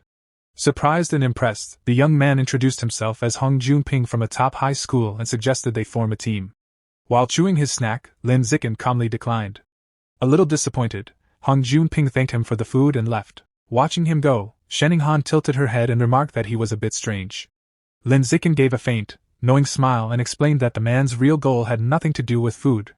It was about the beautiful girl beside him. Realizing she was the target, Shening Han instantly blushed. With their break over, Lin Zikin took her hand, and the two headed into the forest. As they entered the vast wilderness, he chose a cautious approach. To help her adjust, they began searching for score tokens in the safer outer areas. Activating his Eye of the Sky ability, his eyes glowed with golden light as his vision expanded dramatically. Within seconds he spotted a target. He pointed toward a tall tree and told Shening Han there was a token at the top. Without hesitation, she leaped high into the air with incredible agility. Moments later, she landed, holding up a token marked 1, proudly announcing her success. With his enhanced vision, Lin Zikin continued scanning the surroundings, directing her from one hidden token to another. Before long, she had collected several one-point tokens. Overjoyed, she rushed forward and hugged him tightly, praising how amazing he was. Their moment was suddenly interrupted. Hong Junping had returned. Smiling, he held up a large token and claimed he had already gathered 28 points. He said he wanted to repay Lin Zikin, but in truth, he simply wanted an excuse to get closer to Shening Han. He formally proposed teaming up and suggested they split all points equally. Lin Zikin rejected him instantly. He added bluntly that if Hong Junping truly wanted to repay him, he could hand over all his tokens. The outrageous demand shocked him. His expression darkened, and a powerful aura erupted from his body. Enraged, Hong Junping charged forward, shouting that they had chosen the wrong path. Lin Zikin smirked calmly. "No, you're the one who chose wrong." The fight ended in an instant. Lin Zikin delivered a single punch to Hong Junping's stomach. The impact was devastating. He doubled over, coughing blood before collapsing. With the battle over, Lin Zikin casually took his score token and walked away with Shening Han, their hands intertwined. Behind them, Hong Junping lay unconscious. Shening Han glanced back, slightly worried, and asked if he would be okay. Lin Zikin reassured her nonchalantly that he hadn't even used real strength. Over the following days, Lin Zikin continued guiding her training. He helped her collect more tokens, pushed her physical limits by making her lift massive boulders, and taught her survival skills like hunting wild boars. But it wasn't all training. They also shared quiet moments, gathering fruit, resting under makeshift shelters, and enjoying each other's company. At night, when she fell asleep on his shoulder, Lin Zikin would look at her with a soft expression, wishing those peaceful moments could last longer. Eventually, they reached the central region of the forest. A wooden sign stood ahead, marked with a warning, "Danger, aberrant beast zone." But strangely, it was silent. Too silent. There were no beasts, only dark, unsettling bloodstains scattered across the ground. Shening Han frowned, noting that they might have arrived too late. As they walked deeper, she sighed in disappointment, saying that if they had come earlier, she might have earned the genius title by defeating aberrant beasts. Lin Zikin gently patted her head and told her the title didn't matter. It was time to head back. In truth, he knew that with surveillance cameras everywhere, hunting beasts wasn't worth the risk. Training her safely was far more important. After the combat phase ended, the students were transported to the next stage, the gene fusion compatibility test. They were taken by bus to a high-security island facility known as the Island Gene Research Institute. Inside, students lined up as staff prepared for testing. As they waited, Shening Han curiously asked about the reagents in the test tubes. Lin Zikin explained they were derived from the flowing cloud jellyfish, a species known for its high compatibility with human biology. Its genes could easily react with human blood, making it ideal for testing gene fusion potential. The process was simple. Each student's fresh blood would be injected into the jellyfish reagent. The resulting chemical reaction would determine their fate. While waiting for their turn, a nervous Hiyu muttered that he really hoped to pass the gene fusion test, anything to avoid the mechanical modification route. Chu Rui casually added that the mechanical test was rumored to be extremely painful, like being burned alive, since it involved implanting special metal alloys into the body. That was all it took. Hiyu immediately went pale and started praying on the spot. After the blood samples were collected, the students waited about an hour for the results. Soon, notifications began appearing one after another. A girl nearby jumped in excitement, 8% compatibility. She qualified as a gene fuser. Not far away, another student slumped in disappointment with only 4%. Someone else sighed in relief at 6%, just barely passing. The students quickly began discussing the grading scale. 6% was the minimum to pass, 8% was considered excellent, and 10% was the threshold for top universities. Then someone mentioned the Kyoto prodigy, rumored to have a staggering 16% compatibility. Hearing that, Lin Zikin fell into thought. Given his superior physical attributes, he wondered if he might even reach 20%. Beside him, Shening Han grew increasingly anxious and grabbed his arm tightly. Lin Zikin gently took her hand, reassuring her that it was normal to feel nervous, but inwardly, he couldn't help thinking, if her compatibility was too low, she might not be able to keep up with him. Suddenly, Chu Rui let out an excited shout. She had scored 10%, enough for top universities. Hiyu checked his own result and got 11%. Despite it being higher, he looked oddly dissatisfied, as if he expected more. Seeing everyone else checking their results, Lin Zikin pulled out his phone. Shening Han, too nervous to look at her own, asked him to check his first, and then hers. He agreed. A moment later, his result appeared. 15%. An impressive score. Before he could even react, Shening Han threw her arms around him in excitement, declaring that with a score like that, he must be the top student in the entire province. But while she celebrated, Lin Zikin felt slightly disappointed. 15%, it was still lower than the Kyoto prodigy. He quietly concluded that raw physical strength alone didn't determine gene fusion aptitude. Then he turned to Shenninghan and gently told her it was her turn. She nodded nervously. Trying to comfort her, he said that if even he could get a good score, she definitely could too. But the moment he pulled up her result, his expression froze. Shenninghan and Churui leaned in, and instantly mirrored his shock. On the screen was an unbelievable number. 21%. The scene shifted to the Nanjiang Provincial Ministry of Education headquarters, where Emo Dongji was in a meeting with several officials, including the principal of Shanghai High. Emo Dongji calmly announced that the gene fusion results were in. First, Lin Zikin's profile appeared. His 15% compatibility made him the provincial top scholar. The officials congratulated the principal, who smiled modestly while secretly feeling extremely proud. Everything seemed settled. Until the next result appeared. Shenninghan. 21%. The entire room erupted in shock. Officials questioned whether such a number was even possible. The principal herself was stunned, recalling Shenninghan as nothing more than Lin Zikin's quiet, ordinary childhood friend. But this result was anything but ordinary. Emo Dingji's interest was immediately piqued. She requested more information. The principal hesitated, nervously suggesting it might be a testing error. Emo Dingji sighed softly. There was only one way to be sure. She would see for herself. Back at the testing facility, chaos had broken out among the students. Everyone was talking about the 21% result, questioning whether the system had malfunctioned. Even Shenninghan turned to Lin Zikin in disbelief, asking if it could be a mistake. Lin Zikin shook his head calmly. He leaned closer and explained that she had a natural affinity for water. Since the test used a reagent from a water-type beast, the flowing cloud jellyfish, her result actually made perfect sense. Her eyes lit up instantly. That meant she was a natural genius for water-based gene fusion. A bright smile spread across her face as newfound confidence filled her heart. For the first time, she truly felt she could stand beside Lin Zikin as an equal. Seeing her happiness, Lin Zikin smiled warmly. But their moment didn't last long. Someone suddenly shouted for everyone to look outside. They turned and froze. From the ocean, a massive whirlpool rose into the sky. Water spiraled upward like a towering column, and standing atop it was Emo Dongji. The students stared in awe. Some panicked, wondering if she was a heretic about to destroy the facility. Then she descended gracefully, the water receding beneath her feet. The institute staff immediately recognized her, bowing respectfully as they called out her name. Emo Dongji, vice principal of Shanghai University, a member of a legendary martial arts family said to have tamed dragons and fused with their genes. Ignoring the commotion, she walked straight toward Shenninghan. "Are you the one?" she asked calmly. To confirm the result, she ordered the scientists to draw Shenninghan's blood again, and test it 3 more times. Later, Shenninghan sat with her friends, looking drained after the repeated tests. He asked if she was okay. She nodded weakly, rubbing her arm and admitting it just felt a little numb. Soon, a scientist calls for Shenninghan, and she nervously follows him. She is led into a private office where Emo Dongji is waiting. With a confident smile, Emo Dongji announces that all 3 retests confirmed the same shocking result, 21% compatibility. Without wasting time, she makes a direct, life-changing offer. She wants to take Shenninghan as her disciple. Stunned, Shenninghan stammers, unsure how to respond. To demonstrate what she could gain, Emo Dongji casually lifts water from a glass, suspending it midair before shaping it into a swirling vortex. She calmly explains that this level of control would become effortless for her student. Overwhelmed, Shenninghan asks for time to think, wanting to consult Lin Zikin first. Emo Dongji dismisses her hesitation outright, stating that becoming her disciple brings nothing but benefits. As she continues manipulating the water with ease, she asserts her authority as both Provincial Minister of Education and Vice Principal of Shanghai University. She declares that Shenninghan will attend her university from now on. Leaning closer, she asks if the girl has any objections. Intimidated, Shenninghan quietly replies that she does not. Feeling pressured, she reluctantly saves Emo Dongji's contact information.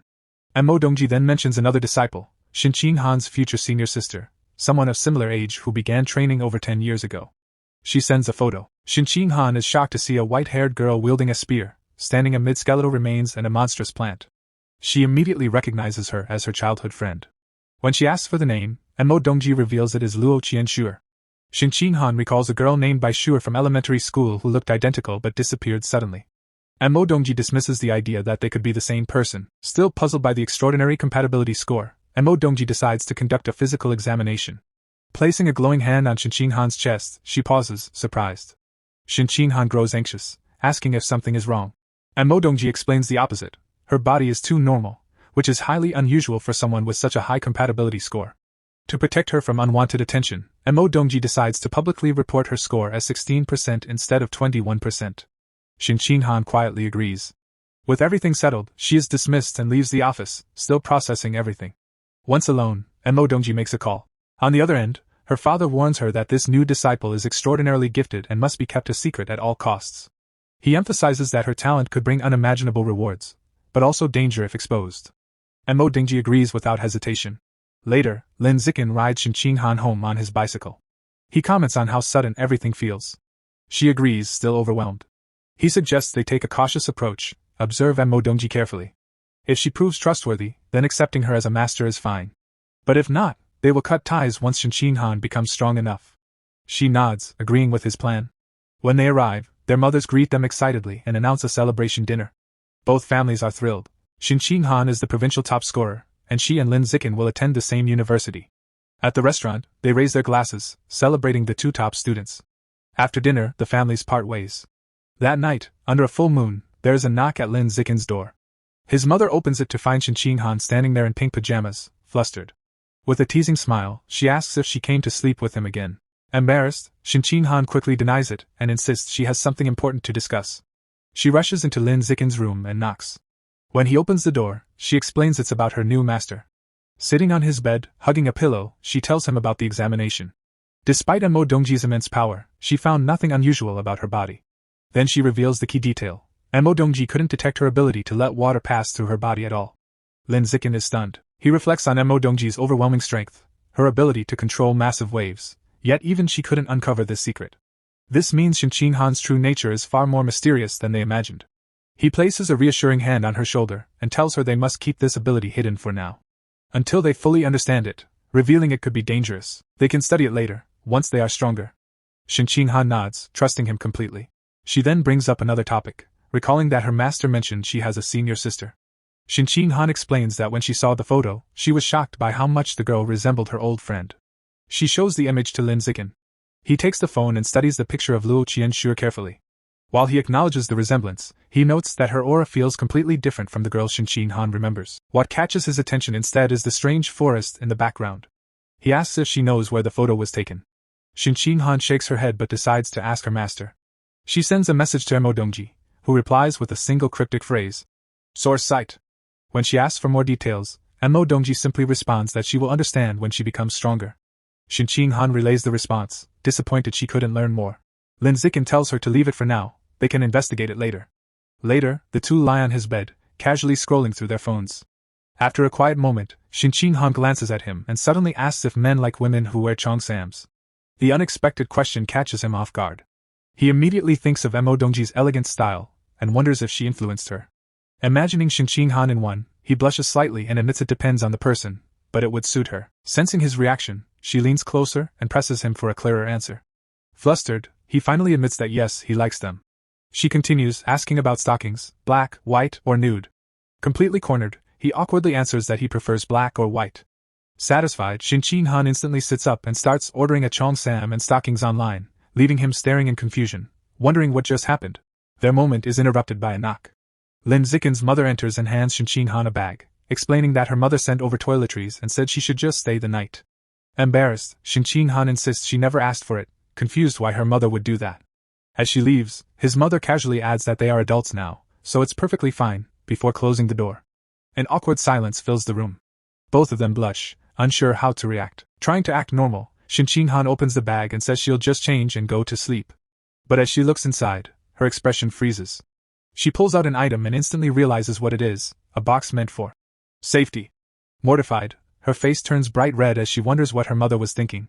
Panicking, she blurts out that she's going to change and hurriedly jumps off the bed, only to trip over her own feet and fall face first onto the floor. Lin Zikin sits there, completely stunned, trying to process the chaos.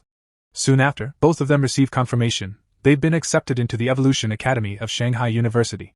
The next day, Lin Zikin rides his bicycle through the city with Xin Han sitting behind him, arms wrapped around his waist. They are on their way to a promotional event for the He family's martial arts gym. As they move through the busy streets, Lin Zikin suddenly notices a group blocking their path. A man dressed in black and gold robes stands at the front, accompanied by several men in white martial arts uniforms. He calls out, asking if he is Lin Zikin. Stopping the bike, Lin Zikin asks who they are. The man introduces himself as Lu Chuan-Wu, Dean of Shanghai University's Budo Academy, but clarifies he is here representing an organization called Tianrenhui. This group opposes gene fusion and mechanical modification, believing in strengthening the human body through traditional martial arts alone. Lin Zikin recalls hearing about them but internally dismisses their ideology as outdated. Lu Chuan-Wu formally invites him to join their organization. Uninterested, Lin Zikin simply tells them to move aside. As he tries to pass, Lu Chuan-Wu places a hand on his shoulder, stopping him and insisting on a conversation. He even offers him a new phone as a gesture of goodwill, but the persistence only makes Lin Zikin more uncomfortable. And this is how this part of this manhwa ends. Also in the future I will be bringing more and more exciting videos. Please subscribe to the channel, ring the bell, hit the like button and stay tuned until the next video.